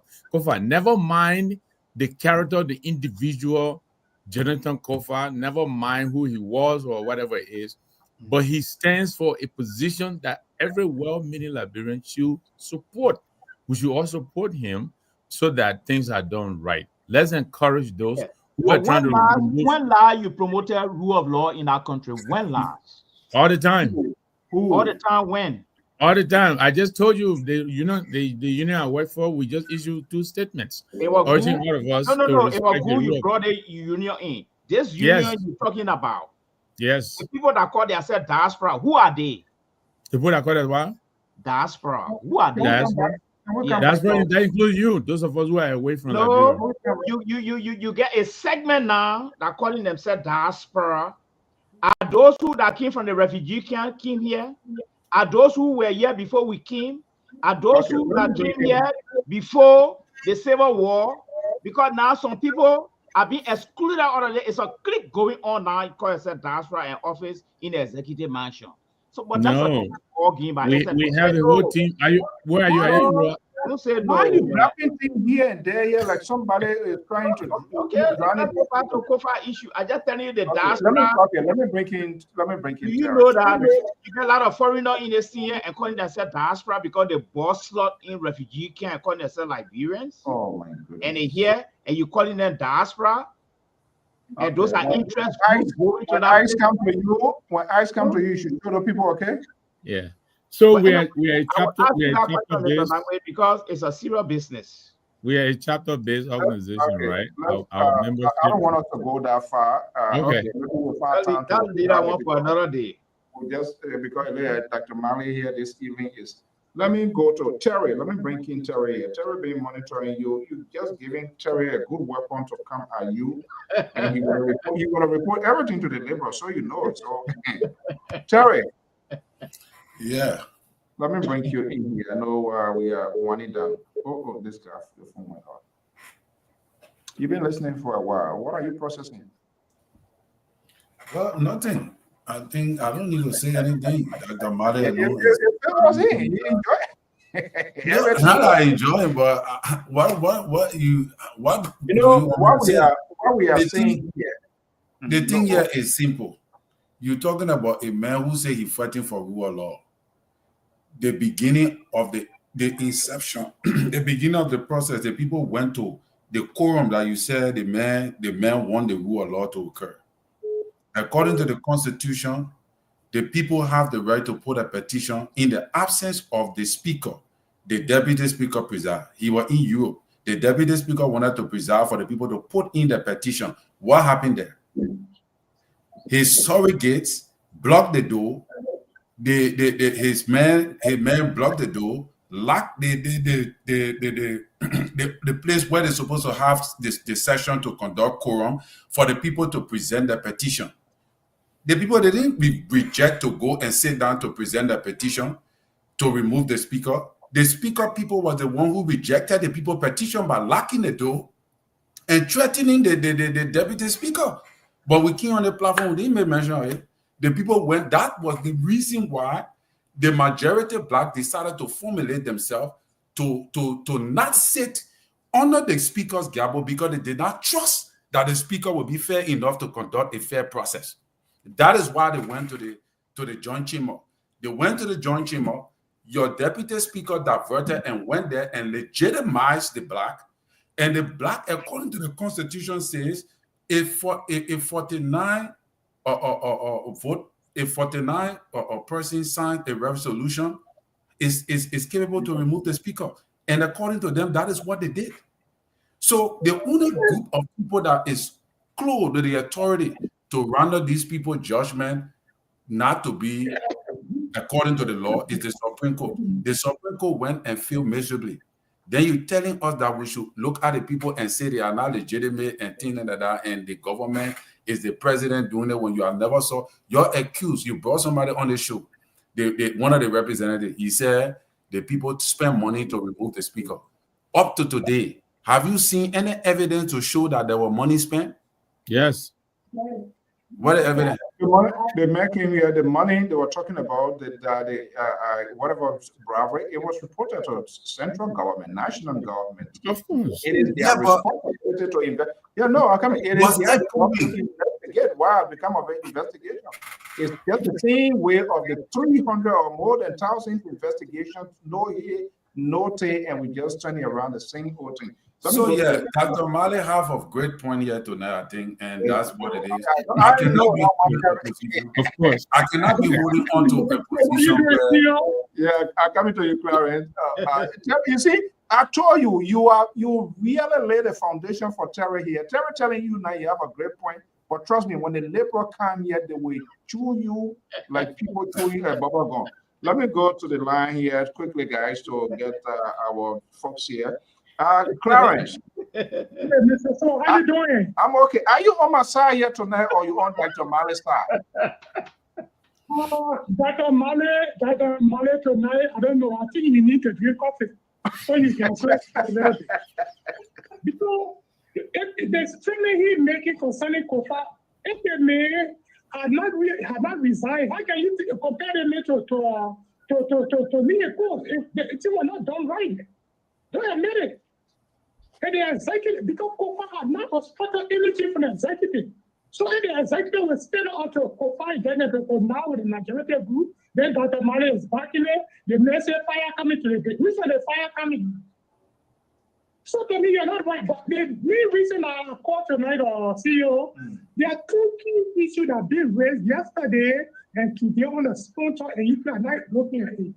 When Abraham Command, the former director of the DEM, when he appeared on the sponsor, he was asked for the guy that was sent from Liberia, which when you were arrested by the government, they said you were part of the junta, you were trying to went to the junta and was sent to Guinea. When they asked April Nkrumah yesterday, he said yes. He knew the guy from the place street, and they know the guy, grandparent, this and that. But today, when Fadika and Balco appear on the sponsor, they asked Fadika what were their concern, what are the concern they raised for. April Nkrumah recruited about 1,000 men into the DA that were not on DA payroll, and April Nkrumah sent these men to Ziza Massa, who testified against terror to train these men. So there's almost like a security threat is in our country. If you bring in 1,000 men, and 90% of 1,000 men from Madingo. So what was her intention? It's concerning, so like we should look at killing. If you bring 1,000 men of your kids men for the former Robert J. Rock to train them, and you know his story, to me it's concerning. So, and my second point is the government. Let me ask you too. I don't like to dive into that. Yes, I listen to some portion of it, but if I have the opportunity to talk to him, to interview him, there might be different questions and there will be a further push. But based on what you're saying and what you join, then let me just flip the coin around. These people he brought to train, what did you hear from him? Why were they trained for? He said he brought up people, you are treating them that he would pay those people for their pocket, but they were not on DEA salary. Yeah, no, I mean, why you were training them for what? Because I did hear him saying protect. He said yesterday that even the men that he brought to DEA and the men that were not on the DEA salary, you were going to pay those men for their pocket. Yeah. So what I'm asking here, the nucleus of the question here, because I listened to a little portion of it and there was a push what they were trained for, and I did hear him saying to protect what ballot, something that you heard that as well. Yeah, he said. So who ballot? He said that these men saw banking for the EFL, and they were part of the people that protected the vote. Okay, let me hold you right there. Who voted these people were protecting? They were according to April Nkrumah, said that you are protecting the vote of our Union Party. Okay, so who is in power today? They were concerned, be drawn. Because if people are protecting Union Party vote, and you are bringing it to the DEA, they should be a procedure. So do you think? So that question. And you are paying these people, and then men that were arrested for treating rebels, for getting, as they say in Biah, and you say that you know they got, so what do they mean? Okay, so yeah, I mean, these are all of these surrounding here, but the bottom line question here, according to Coban, protecting vote, and I believe it's Unity Party votes. So if somebody wants to tell me here that he was doing it in absence without the acquiescence of the executive, or nobody knew, or they just saw they were just training a bunch of people to protect vote that was just on their vote, do we need to know more than what they were doing it for? That's what we need to know. So who needs to answer the question? It's the government. It's the government that needs to tell us. Because if you would bring a group of men together to say they will protect vote, and at the end of the day, you start bringing up in a security sector, and concerned because if anything go on wrong today, we all will be affected tomorrow. Okay. These are very much concerned. But my second point before I leave it on, I don't want to hold the line to that long, is this. If the government accuses the central bank governor of corruption, why going in the corner to pay the central bank governor? Okay. So that means the government should come up and say that they lie on the central bank governor and the other executive. Instead of you go in the corner, if you get to confront or they got someone, a central bank governor, you pay these people like, what kind of country is it we are running now? Okay, that's the result of election. Consequences. It comes with somebody tweeted that here. Okay. Thank you so much. So yeah, let me break it around. But these are some of the things that we are saying. I mean, I know AB very well. AB would do a lot of stuff here, but he might not even honor our invitation with camera because he knows that he's going to be. This whole thing here is too much of political side-tiring around entertainment and all of that. So when people want to talk certain things, the other people intercept that. oh no, we can't talk the one here. But we will not do that here on LPR, because if I may say Terry will go after it, because that is a concern. If he brought in, as he said, 1,000 people, and if it is true, there's no way that an organization or an institution, single person, that can bring a group of people under the banner of coming to protect votes. Is that something? Is that only protecting votes? You know, that question needs to be answered. And who is in power now? It is the opposition now. Is the winning party need to tell us? They need to answer that question. These are some of the things that we are talking about. The danger involved when people feel that law, the law is not in their favor. The result of violence, because then that's the only way to feel that they're going to have to gain their voice. These are saying that is a concern. Maybe he needs to tell us more. And the government, with all the drugs thing now, we don't know where the investigation. Every kind he try his own fight, the guy that come and try his own. That kind of country we're going to be having. Let's go to Aaron quickly before our guys wrap it up. Aaron, are you there? Yeah, I'm here, Mr. So. Yeah. Good evening, Mr. So. How you doing? Good. Yeah. I just want to cover a few things. 1 minute, please. So let me disagree with the caller who just left the line. There was no time that A.B. Coleman said he brought 1,000 people and he was going to train them. When the 1,000 people named came about, A.B. Coleman said there were people who were watching many vote for Unity Party. So after the election, they tried to incorporate them into the government. That had to send them to the DEA. Imagine Gongre, I know Gongre or Gongre, the EFF, or how they call their group. He even mentioned that. Now, those are his names that he put out there to man the vote. And they need a job, but the person never get a job. So they were just trying to incorporate these guys. And that was the mandate that they gave to AB. Nobody can even put that thing on AB. The second point I want to make here is, to speak to Mr. Mali. Mr. Mali, so you telling me, that you're supposed to come on this show and tell Liberian people what democracy is, what the law is. You're telling me that because Kofa shouldn't be like other leaders, so you want for Kofa to resign, even though the process leading to his removal was not right? I mean, we can do this. We can come to the platform and people looking at us, to tell them the right thing, and we'll be telling them the things that they don't want to hear.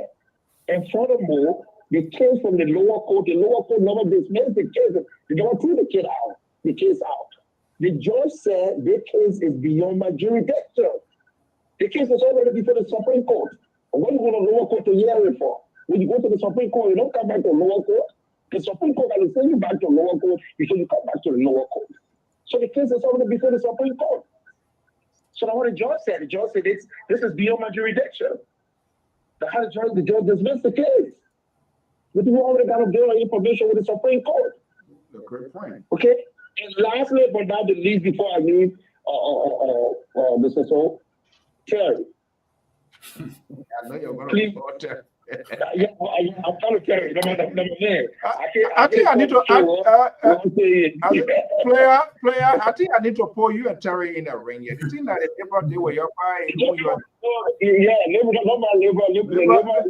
just buying.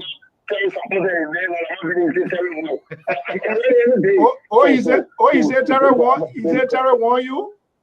Yeah, what he said. I'm not going to debate with Terry about the issue. But this is what I wanted to say, Terry.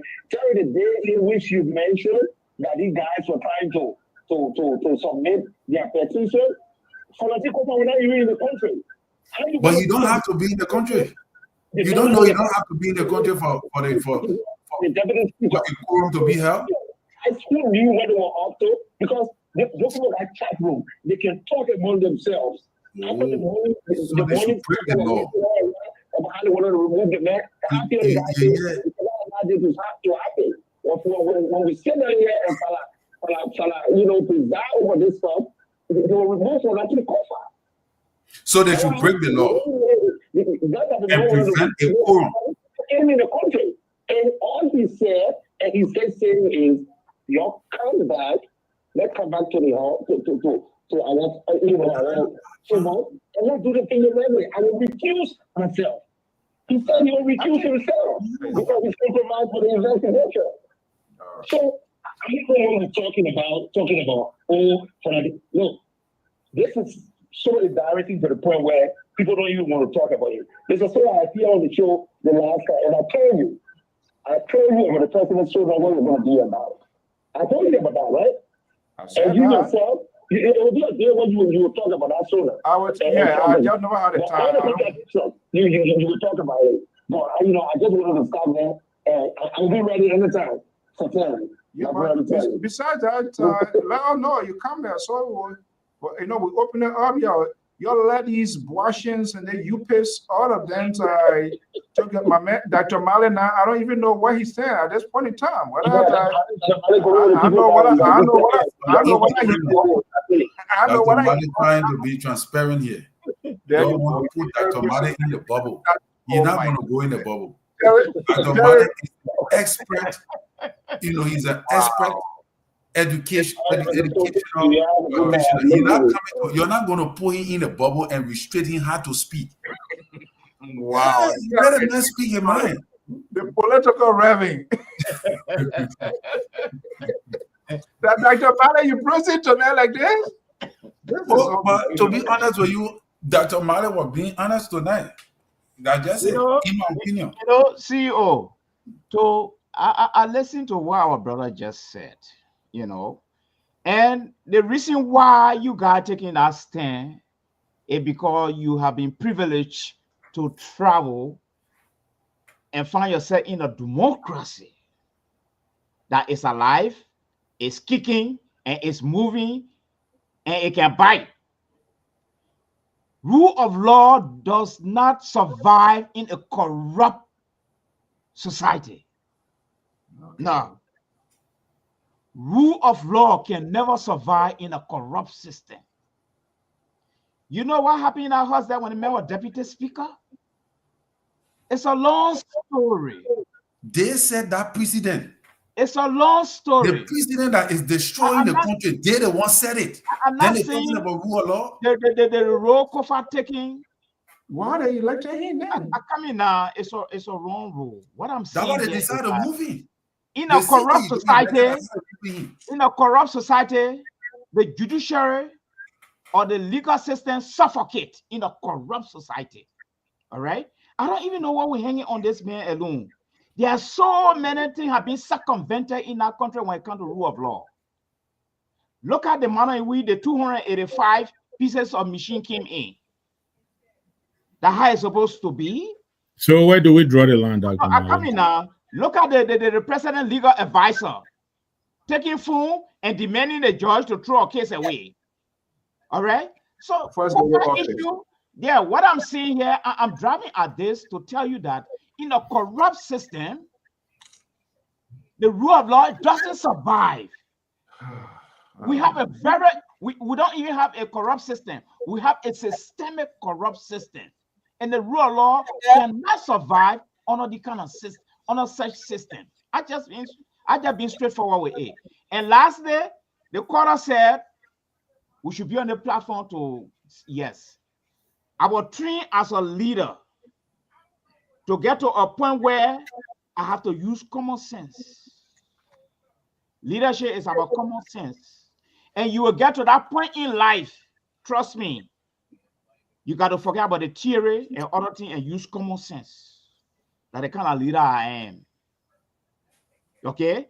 His Excellency supposed to be laying a foundation for all of us to follow. He laid a foundation for a very strange thing in our country. Why? Because we have inherited a very corrupt system. All right? The judges are all being bribed in our place for so many things. Okay? Even the people report, Uncle Sam reports that come out all the time. It's there. So the rule of law cannot survive in a corrupt system. Okay. You're already out of time. All right. Okay. Is it okay, bro? So this is Saturday. It is. Okay. Saturday. What's up, man? Let's hear you quickly before we go. How you doing, boss? Yeah, Yeah. I've been listening to you guys a little bit. And everybody on the show there, I want to say hi.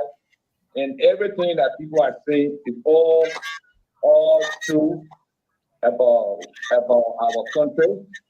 But we cannot say because the country, the society is corrupt, or the corruption is systemic, so we should continue on that path. Then the country will not have no future. And this leader that is in power right now ran on a character that is impeccable. So why is it the country is going this way? You talk about somebody that honor a sitting speaker, and we all thought that he was a good character leader, and he honor another leader. I heard Mr. Mali saying that he was a deputy, let's say, deputy speaker, and the city went up. Are we to continue this path for Liberia? That's really the change. And we thought Mr. Biah was the king's agent. What's going on? It is completely sorry to see the kind of things about our country. Thank you. Thank you so much. Okay, we are about to go to all of our callers, onliners, your comments, your tweets. Please, just in case you want to share some time with us here, let us know. We're going to bring you here. This is all about Liberia. You have a stake in it. You want to give yourself a version, let us know. But guys, we are about to go. We're going to get our take-home message. Our final message for the evenings, and hopefully we're going to be back here on Friday. No, Friday, I think I'll get a coverage Friday, Saturday. It's going to be a hectic weekend. But anyway, it is what it is. I don't know, Mr. General Latro still here, Mr. Collins, Mr. Nambit, Dr. Jones. Who wants to go first? Mr. Nambit? Yes, sir. Thank you very much, Mr. So great show tonight. Thank you also to my panelists, my colleagues, and also our audience. I just want to emphasize one thing. I understand the point Dr. Jones is making, even Terry. It makes a lot of sense. But the problem is, it is the whole choice of common sense over doing the right thing that got us where we are. Over 200 years. Look at Liberia and look at everyone else around us. I mean, look at Ghana. I remember when we were young. We have most Ghanaians in Liberia. They could come in and queue, for whatever, and go home and live their life. But now we are flocking to Ghana because they've been able to figure it out, and we haven't been able to figure it out. So yes, Kofa, the person may be, not the most ideal person right now to champion the cause, but it has to start from someone. And I really admire the fact that he is taking a stand and resisting to bend. Somebody needs to do that. It has to start from somewhere. And I think people like us, we need to lend him our voices. Like it or not, people come here and listen to our opinions. Sometimes it helps to kind of clear some of their doubts. And so I think when we're here, I think we should really take this opportunity and use it to its maximum effect. I think what Kofa is doing is something we all should support. I'm not supporting it because he's Kofa, but I'm supporting it because Kofa wants to uphold the Constitution. And I'm just disappointed that the executive doesn't see it that way. And the judiciary is also, they're tired. We're trying to give the executive an opportunity to figure it out. Terry said the opinion was disappointing. No, they did that on purpose because they wanted to hand the executive a little wiggle room. Why do you think they boycotted the State of the Nation? Because they fed up. So thank you very much for the opportunity. I'm very grateful. Okay, stay here because maybe Terry will fire back or Dr. Mali gonna fire. So, yeah. So it looks like I alone running on this independent I will now because Mr. So, I'm sorry. Just 1 second. You know, I almost forget. I have 3 boys, and they're all busy. But my first boy, Al James Nangwe, you know, I wanted to send a shout out to him. He watches us religiously. You know, he grew up here, and through some of our discussions here, he's getting a better picture of what is going on in Liberia. You know, he goes by every now and then. So he wanted me to also extend his appreciation to the panelists here for helping to broaden his perspective on Liberia. Okay, don't hesitate. One day when he chooses to come here and see, to let he gets to know what we're talking. Is he coming to defend Mr. Cummings? Oh, there you go. But thank you, sweet Mr. So I'll let him know. You know, maybe one. Okay. DJ will stop me just to say hi. Yeah. All right. So, Sarah Collins. Yeah, Mr. So you see, what his name? Bopler. If Bopler don't call my name, that day will not be good for him because. But what I want to say, I don't know where between two of y'all that the one. problem that labor caused between me and Bopler, that for that day, Bopler see me as somebody. But what I want to say is this, right, to Mr. Bopler. The people went to give the petition. If Fonati Kofa surrogate legislature then would have allowed that day for the process to go on, but now we're not discussing anything because the people never had the 49. They went. Because it was proven after they denied them entry to go to the chamber there to make the petition, they came outside and they were only 47. So if no, Terry, quickly look. I understand what you're saying, but Fonati was in Italy. He wrote. But is that what the law says? But yeah, it is. Yeah, Mr. When the speaker is absent, what do the law say, Mr. Nangwe? Okay. Please but that is the point. He was not absent. So, that is the point. Yeah, why it is. He was what? Okay. So here is the thing. I want to share with you guys. I managed to get the entire rules of the house. Okay, I'm going to throw it in that chat room. I managed to get the entire rules of the house. I think that would give us a sense of what is happening. I'm not saying it piece. Mr. So. But here is the thing here. If okay, I do not know yet. I have not completed perusing that. But what I'm saying, yes, that's what the law says. In the absence of the speaker, the deputy speaker proxy the affairs of the speaker. Hold on, but every article gets section A, section B. In this case, presumably, it has to do with the speaker. So when you have to do with the speaker can be there, but he have to recuse himself. So the idea you talk about 47, we don't know whether Joseph Biah have already printed the people in it because we have voted. So you agree for Fonati groups to disrupt the session. That's not what I'm saying. And you call that the rule of law. But you want for these lawmakers, we always see a majority called Magid and all of them, they went to chamber. Donald Trump was not somebody, he went nominated Donald Trump to be the speaker, blah, blah. We see these things happen. But what I'm saying, in this case, in this instance, Fonati Kofa was the center of gravity. They wanted him probably to have him to remove. So in that case, you can't have the deputy speaker who some money getter and when they start who you said that you were. But how you know whether if the deputy speaker would not have dismissed it? What I'm telling you is this: we saw the final end. You are claiming that you came to bring the law. You deny session from happening. You deny a session from happening only on the basis of speculation.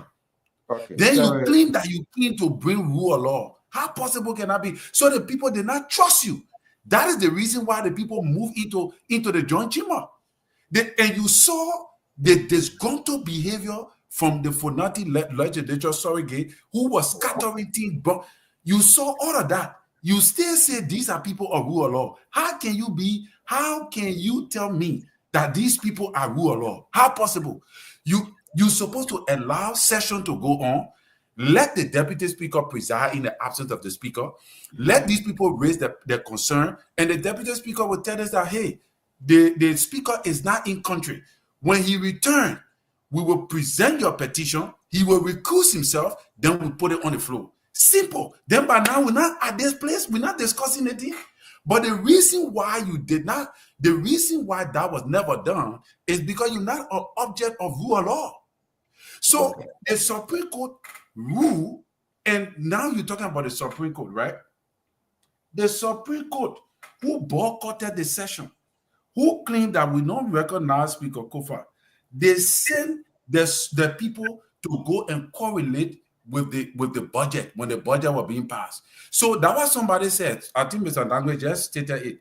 Somebody said that if the Supreme Court do not recognize Speaker Kofa, then it means that the budget was illegal. Everything that was done there was illegal. So we need to cancel everything because the Supreme Court did not recognize, they declared Speaker Nangwe Kun. So saying you don't recognize Speaker Nangwe Kun, cancel the budget. The budget should not be passed. Or even if it's passed, declare it to be illegal. It's an illegal material. And that even Yaka Koluba will go jump to the plane. Yaka Koluba supposed to remit back to government coffers. If you want to protest, let him send the money back. Let Fonati Kofa and all the other representatives then that receiving the salaries, let them remit it back into government coffer because it operated illegally. That's my position. Thank you. We remember the budget? Yeah, the budget. Because you say because the person who signed the budget are the speaker. So if the speaker was not legitimate and he signed the budget, that means the budget is illegal. It's an illegal material. Okay. But you the Supreme Court, you send people there to go contest your budget. That Nangwe Kun, people then were making sure that your budget go through, and he signed it. And you're using our budget to fly all over the country. Then you say you don't recognize it, man. The relevant card. Okay, Dr. Jones, send her home. Yeah, I just want to be clear here that with all the school we go into in this war, with all the education we get on leadership, all the book we read from top leadership icon, the bottom line here is that at the end of the day, the best leadership is common sense. I just want to leave that with you. The best leadership at the end of the day that they never taught you the legend to that is common sense. Yes, I just want to leave that with you guys. But here is my last take. I don't want to be misconstrued by my fellow panelists here. Rule of law is a good thing. When it prevails, everybody enjoy. The country runs perfectly. Liberia is not noted to be one of those rule of law countries on planet Earth. Secondly, Kofa is fighting back, but there are three impediments in Kofa way. One, Kofa, one of Kofa bosses, the president, he's not respecting the rule of law. That's one of the impediments affecting him.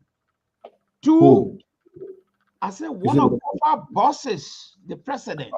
Oh, the president? Oh, okay. Yes. He's not a man of rule of law. He don't believe in it. President Biah, you mean? Yes, he believes in a common sense way of doing it because rule of law, we created it. We can suffocate it and we can bury it as well. This is the philosophy of Kofa bosses.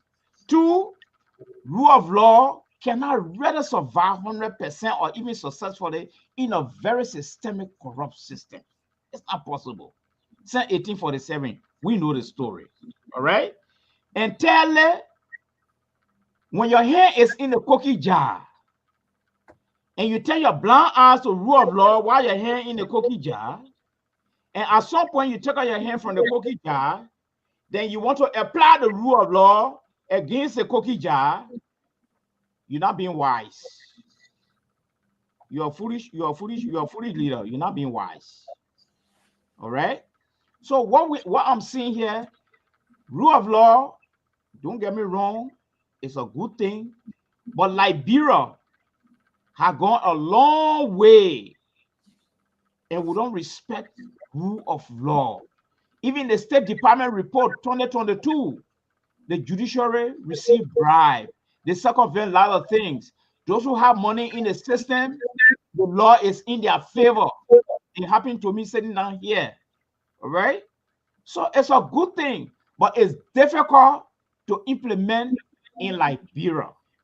So my question to you and His Excellency, the diaspora chief, one of the diaspora bosses. Yeah, can we question again? Yeah, it's a question to you. No, you can keep the one and carry it. I think I'll carry it. You will advise Kofa to keep fighting until eternity, keep fighting until the last day of his life. He just keep fighting. He must just fight throughout. Then where is the common sense when it comes to leadership? That's my question to the CEO and Mr. Nangwe. Okay, so you say the guy must fight throughout, they get in the grave. You got not in the guy interest. Thank you. Okay. So short answer, you should fight until the right thing is done. Okay, very good. I expected that answer. But the right thing has been circumvented now. The horse is running. The government is in place. The chief scribe, all his team finish passing. Kofa is now in the corner alone. So what the right time you talking about, sir? Well, let me inform you quickly. I'm sure you read what the right time you talking about? The right time is for them to remove him legally. No, but let me tell you, there are consequences. Dr. Junior, you asked me a question, and let me answer. Okay, all right, guys. That segment is shut down already. It's not going to happen. All right, we're going to take your. What next you going to do? Common sense. Okay, we're going to take your question in the common sense. Is a number. Common sense. We're gonna do a surgical operation on our questions. And we're gonna well, anyway, guys, Mr. Collins, Mr. Lambert, I want to thank you so much. But the other thing, they're gonna be I don't know what I hear Dr. John, what I will go through that, I don't even know. Sunday we're gonna cut up ties temporarily because Terry, but sorry, my man, I forgot. That one making me vet on that. For what? Grandjida gonna be Lofa on Sunday. No, that would be against policy and rule of law. We can't do that. You know what is hurtful about that? Those of us Marylanders here. I don't want to feel sorry for you on beating you. So we're temporarily suspend that. So Terry, why you can't congratulate me? You can't get I try, Mr. Nangwe saying something. I want you. No, congratulations to Mr. Osu and Grandjida. But I was saying the sad thing is we just started a little rally here in the Maryland County chat room. I think we raised over $2,000 already. But you know what? I think our boys will go for the third place, so we'll still send that money down. Right. But they fought a good fight. Yes. Mr. So, let me tell you something. Mr. Nangwe, who control the money? Oh, we have a leadership here. They've been very transparent. They will relate. You or your woman. I don't know whether are you or a woman because you're promoting nepotism. No, this is not Yola. Wow. This is Maryland County. We call ourselves NAMCA, National Maryland County Association in the Americas. But Mr. Nangwe, yeah. If you and your wife having a slot in Eula, you don't think that nepotism is preaching rule of law here? No, not at all. I was appointed by the. I was probably vetted in the Constitution of Eula. Congratulatory message from Mr. Collins. Yeah, what you say, Terry? Yeah, Mr. So. The flocking your flock is not going down well with me. But what I want to say is that I want to fight protest. I did. But to be honest with you, I expected it because you guys ended the first round with 7%. I think you were the only team that beat all your games in the group stage. So I saw a fight from Grandjida that I knew that Grandjida was going for it. All right. And to be honest with you, You guys got a good team, but you play Tabata today. Something away. If you come across or Magibi or Lofa, I doubt you will make it without Tabata. Don't begin to almost equalize. But that's what I told Lpr last night. I said, if you will beat us, you should beat us on the field. Lpr moved to Lofa. We want him to graduate. Lofa man. So but congratulations, man. We support. I don't want to say who I'm going to support, but I like your team.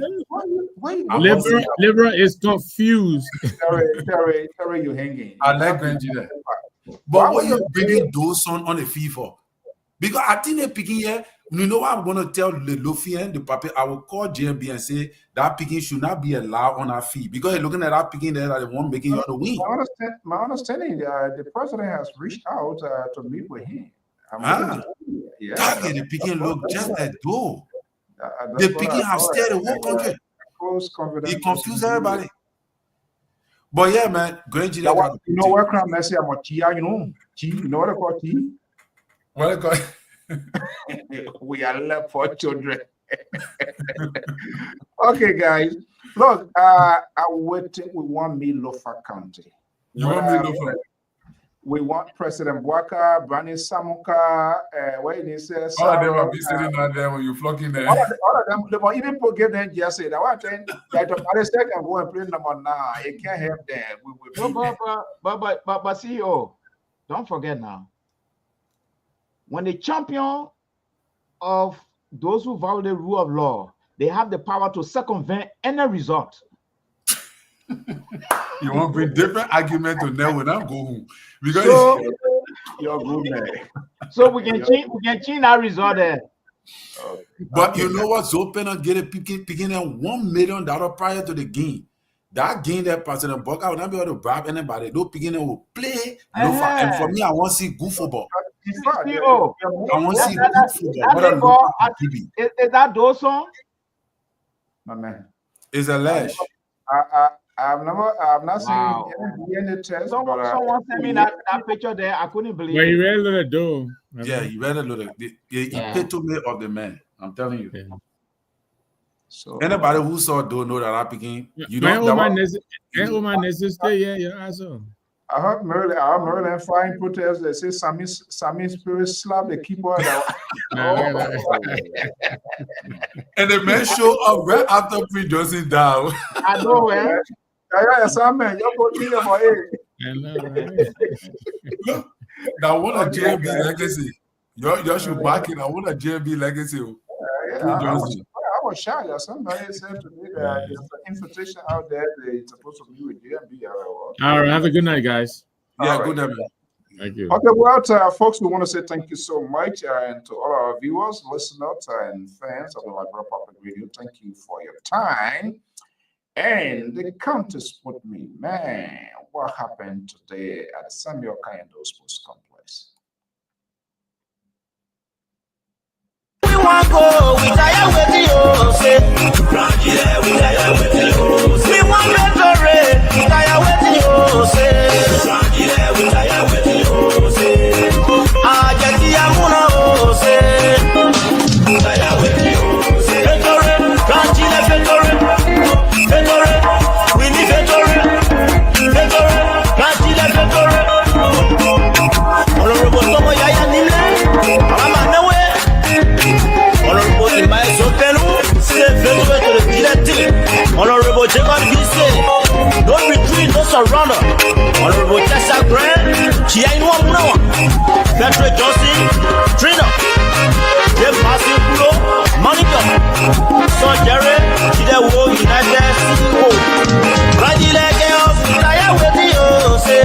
Rajile, we tire with you, say. Take a baby, like Chidewo, we all say. Rajile, we tire with you. So no Larico, yeah, like Chidewo, we all say. Honorable Jerusalem, my brother Sammy, and now we tire with you, say. Rajile, we tire with you, say. Give me victory, say. Rajile, we tire.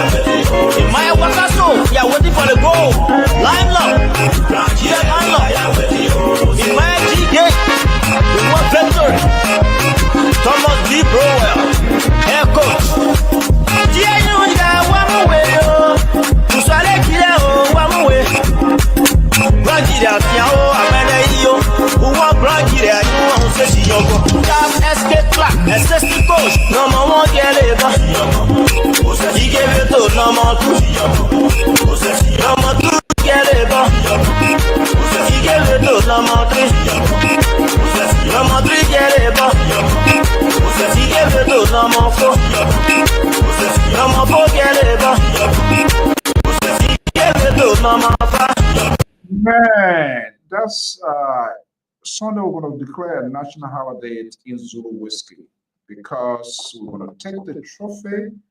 We're going to beat Lofa or Mangili, whoever comes our way. Period. Nothing there to compromise. Zulu whiskey is in high spirit. Well, thank you so much for the evening. So that's how we're going to draw the curtain down this hour. By God's willing, join the Lpr tomorrow and then Friday for more editions of our programming. Until then, have a pleasant event, and thank you for sharing the evening with us. In the meanwhile, before we go, the late Washington Papi Jones will be laid to rest this weekend. Starts this Friday right here in the Ocean State of Rhode Island, followed by funeral rites on Saturday, interment and that repast. And the following weekend will be the former vice president of the Liberian community of the Ocean State of Rhode Island, the late Ellis Brown. The community is bereaved 3 bodies right now in this state, and our prayers and thought goes out to the bereaved family and during this sort of difficult time. Until then, have a pleasant evening. I will see you when I see you. Bye-bye.